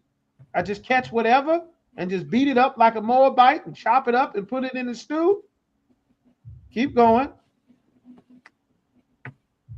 Whatsoever have fins and scales in the waters.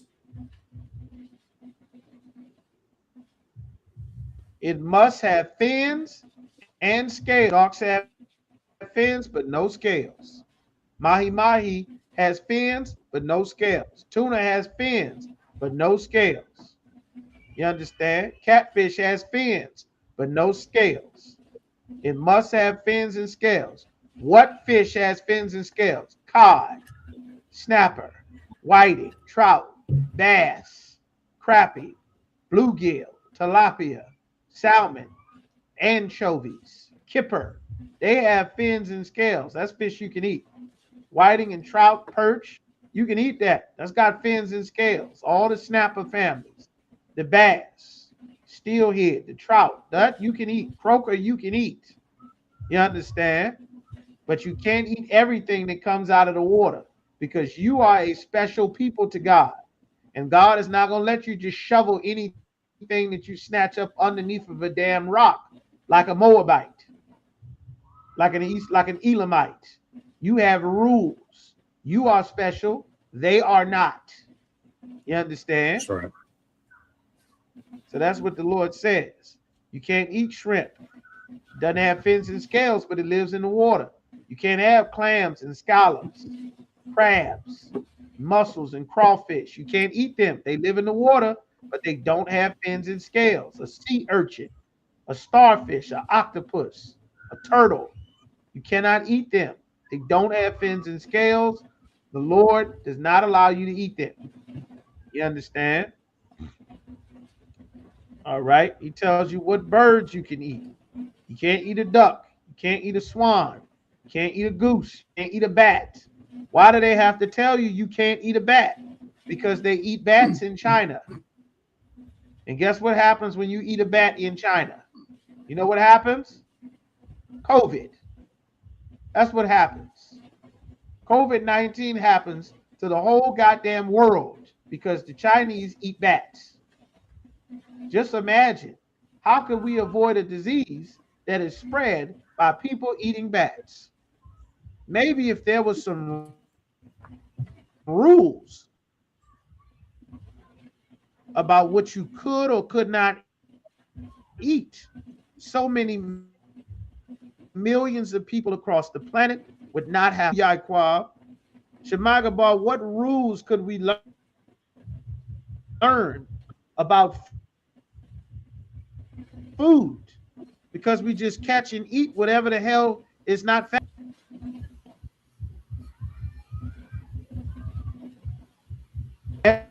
Everybody's life. If we obey them. Because God gave these rules to his family. Stop obeying the Lord. Then our flavor is gone. They'll trample on us and throw us away. Stand. All right. Who are you, Raj? Who got whatever else I'm holding? I gave you scripture, Yaquab. What you got? Leviticus 23. Con, sir. I just need the verse you want me to start at. Give me Leviticus chapter 23 and start at verse 2. Con. The book of Leviticus, chapter 23, verse 2. Speak unto the children of Israel.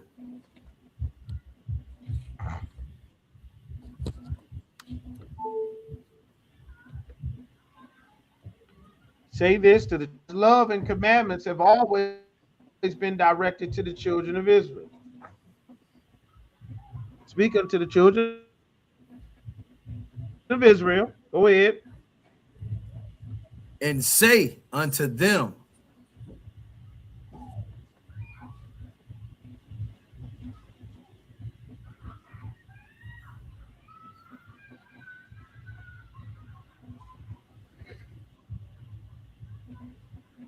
speed up a little bit, please.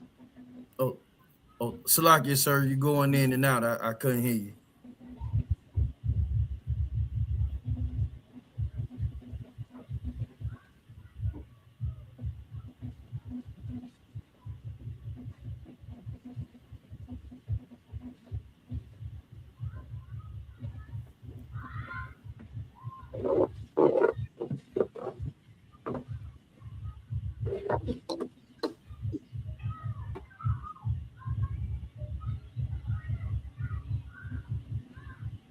Can you hear me, sir?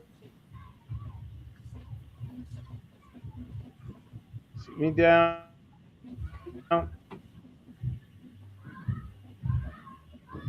Thank you, froze.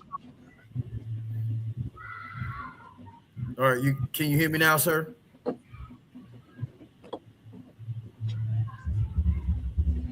Verse 4. Concerning the feast of the Most High.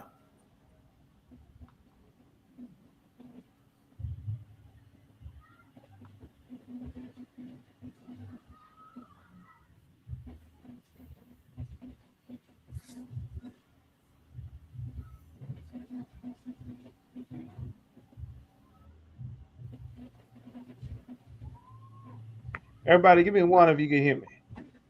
Give me one. It looks like everybody's frozen. I don't know. Anybody hear me? You were frozen Test, for a little bit. I hear Matata. I heard you. I can hear you Okay, now, I'm sir. frozen. Look like all of y'all were frozen. All right. Yaquab, start me up at 23 and 2. Most High in Christ, give me 23 and 4. The water for the ones. Leviticus 23, verse 4. These are the feasts of the Most High.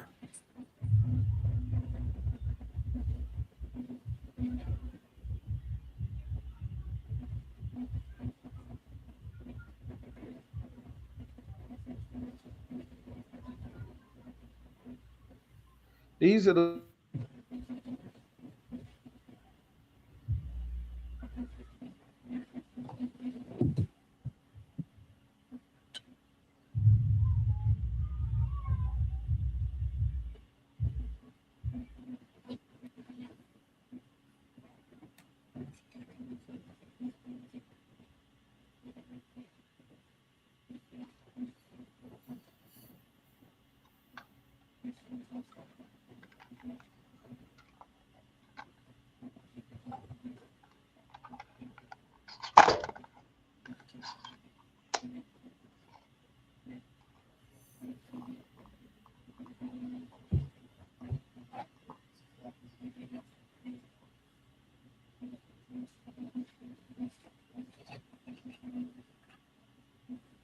Did you read verse 4?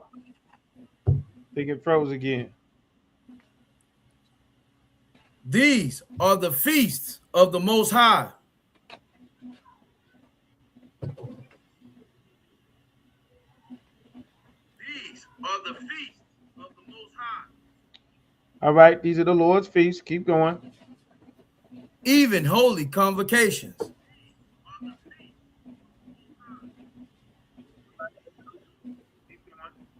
Holy convocations. Keep reading. Which ye shall proclaim in their seasons. Ye shall proclaim in their seasons. There's a season for each of the Lord's high holy days.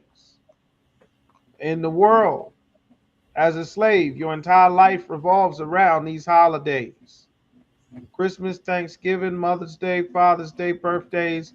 The Lord gave us how to structure our lives. The memories that you have, that brothers and sisters have of doing these things that revolve around the holidays shapes your year. Preparation and what you're going to do and where you're going to go for your birthday, that shapes your year. Christmas, Thanksgiving, Halloween. These holidays shape a person's life. Labor Day weekend, All-Star weekend, 4th of July, Memorial Day, New Year's Day, Easter. These things shape a person's life. You don't have to care about what's in the Bible or learn about the God of the Bible. But when Easter runs around, you feel like it's time to go to church. You got Mardi Gras. Mardi Gras, Fat Tuesday, leading you up to Lent. Ash Wednesday. Thursday, you repent. Good Friday, then you go to church on Easter. Your life is revolving around some form of religion to tell you how much and when you're supposed to do the God thing. That's Easter. Bootsy got back-to-back murder trials and then went to Easter and got baptized. And then called more murder trials. It doesn't change you, but your life revolves around Easter. And rather than learning the things that would save your life and keep you out of prison, that would keep you from getting into it and having murders happen with other brothers and sisters, you would just base your life around the holidays of our oppressor, which are vain and mean nothing, and you will miss out on the high holy days of the Lord, where the Lord would say, make sure that you deal right with your brother. Remember the commandment, fringes. Remember to not have sex with a brother's woman, which would lead you to get into a shootout like Mo 3 and YRK Osiris out in Dallas, Texas. You understand? Consider your brother, not Christmas and Thanksgiving about how big a turkey you could get on your table. Remember Hanukkah, when we all had to be on the run and stand with the Lord. Remember Purim, when not some selfish queen diva boss lady dragon bad BIT sister like Megan Thee Stallion and Cardi B and Glorilla that don't give a damn about a Negro. Remember, our sister was righteous and honorable and put her people before herself, and that delivered our lives. That's what our sisters are supposed to learn about Hadassah, about that sister, how she saved us. Instead of learning that, they preparing for Easter. Instead of learning Hanukkah, they preparing to go rob somebody to have Christmas, to get in fights, to have your mama invite your baby daddy and you show up with the new boyfriend and they get into a fist fight at the Christmas dinner party. You understand?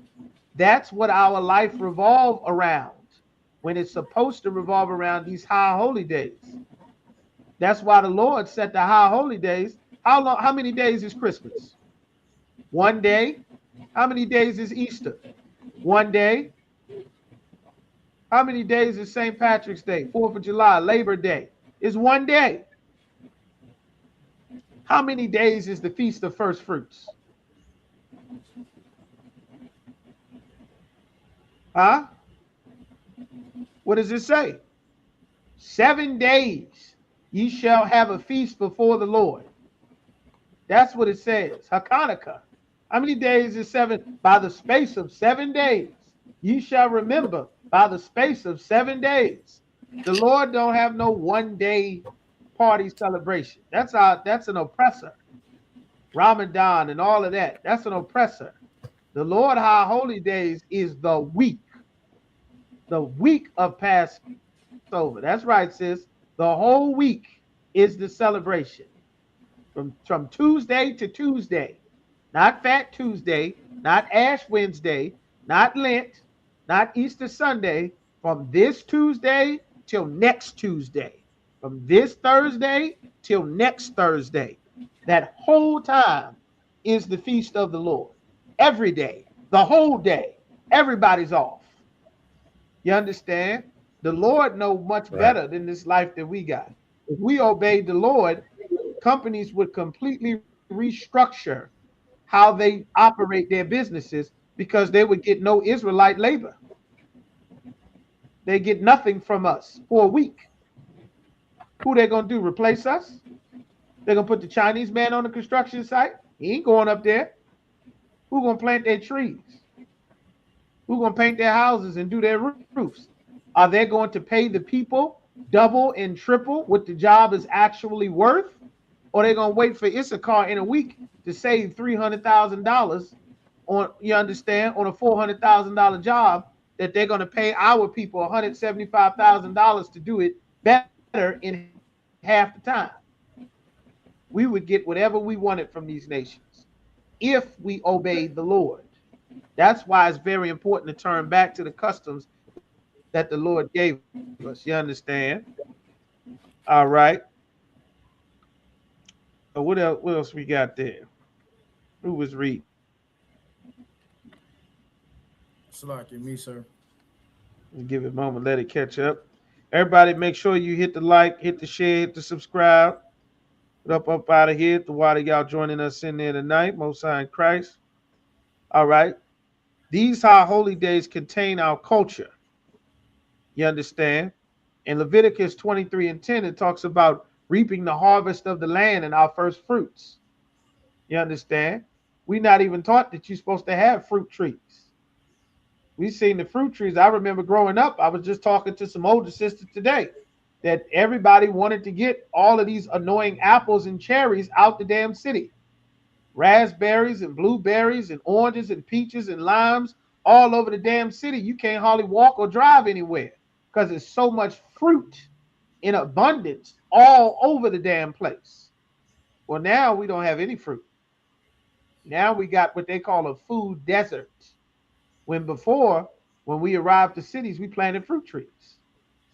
From honeysuckle to the berries, to grapes, to figs, to apple trees, peaches, pomegranates, oranges. And now, you understand, we were more in tune with what the Lord said for us to do and how to operate before we got more and more in tune with the oppressor's way of life. He don't come from a natural state. That's why he put stone on the ground and live up in the sky. He's an unnatural person. The Lord made him to be the opposite of what the Lord wanted. You understand? So that's what it's talking about. Our harvest, how to prepare things. You understand? We're supposed to be looking forward to this. Fine flour mingled with oil, bacon in a frying pan. We supposed to be, this is our culture. Frying food, dipping the meat in flour, cooking it, making sure it's done, seasoning it up well. That's our culture and our heritage, you understand? That the Lord gave us. We are the people that know how to cook. We are the people that know how to throw together a dish. We are the people you want to go to get something to eat. That's us. You understand? Why? Because the Lord gave us these customs in the Bible. All right. So we're going to pick it up here. We're going to go ahead and drop it off there. We're going to clap it up. Most High Christ, the water joining us here. We're going to go ahead and get these ISUPK security announcements. All right. Everybody make sure you're prepared. 57th annual Passover in Houston, Texas. Make sure you've done your reservations, book your flights, do your hotel reservations, pay your Passover fees, get ready. It's coming quick. January.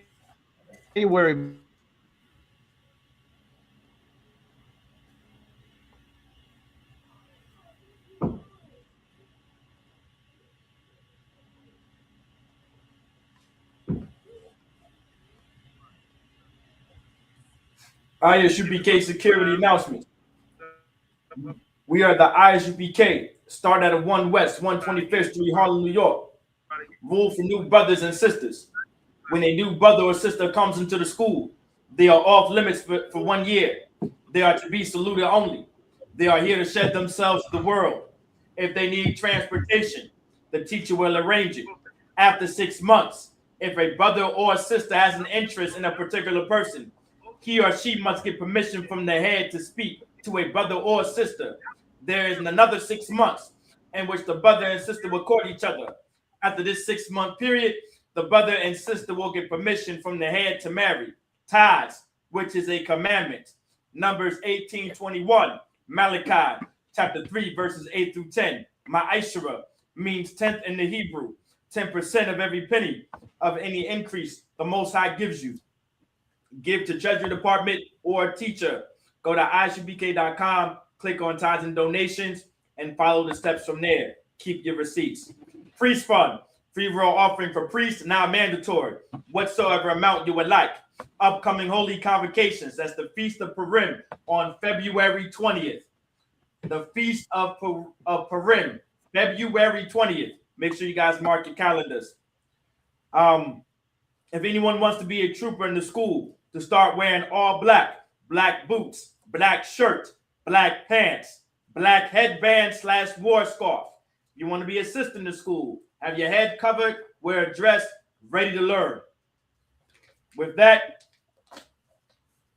we'll give a courteous salute to the teacher, men of Israel. I imagine Shabbat. I imagine Barak. Yahweh Bashim Yahushua Barakatah. Yahweh Bashim Yahushua Barakatham. Yadimata. Star like Akwafkin, meaning turn to the sisters. Akwafkin, Amajin, Babu Kusha. Men of Israel, we're going to give a courteous salute to the sisters. Men of Israel, I imagine Shabbat. I imagine Barak. Yahweh Shema. Yahweh Shema, Lathan Ba'Hashem Yahweh Shah. Yahweh Shema, Lathan Ba'Hashem Yahweh Shah. Yadimata. Dismissed.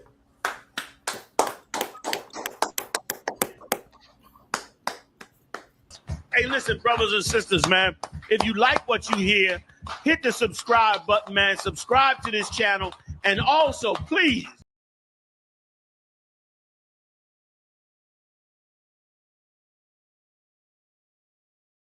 hey, listen, brothers and sisters, man, if you like what you hear, hit the subscribe button, man. Subscribe to this channel. And also, please, go to isupk.com and pay your tithe. Drop me some cash so we can move around this planet like we need to, man, and do the things we need to do. They're one West. They're one West. They're one West. They're Shalom, Israel, with the Israelite School of Universal Practical Knowledge. And you know what time it is. It's the Lord's 57th annual Passover. And it's going to be held in Houston, Texas on April 4th. Don't forget, bring your family, bring your friends, because this is going to be the time that so-called blacks, Latinos, and Native Americans can come under one roof in one house and to serve the Lord. It's that time. $200 per person. Don't forget, over the age of 17. Don't forget the Lord's Passover.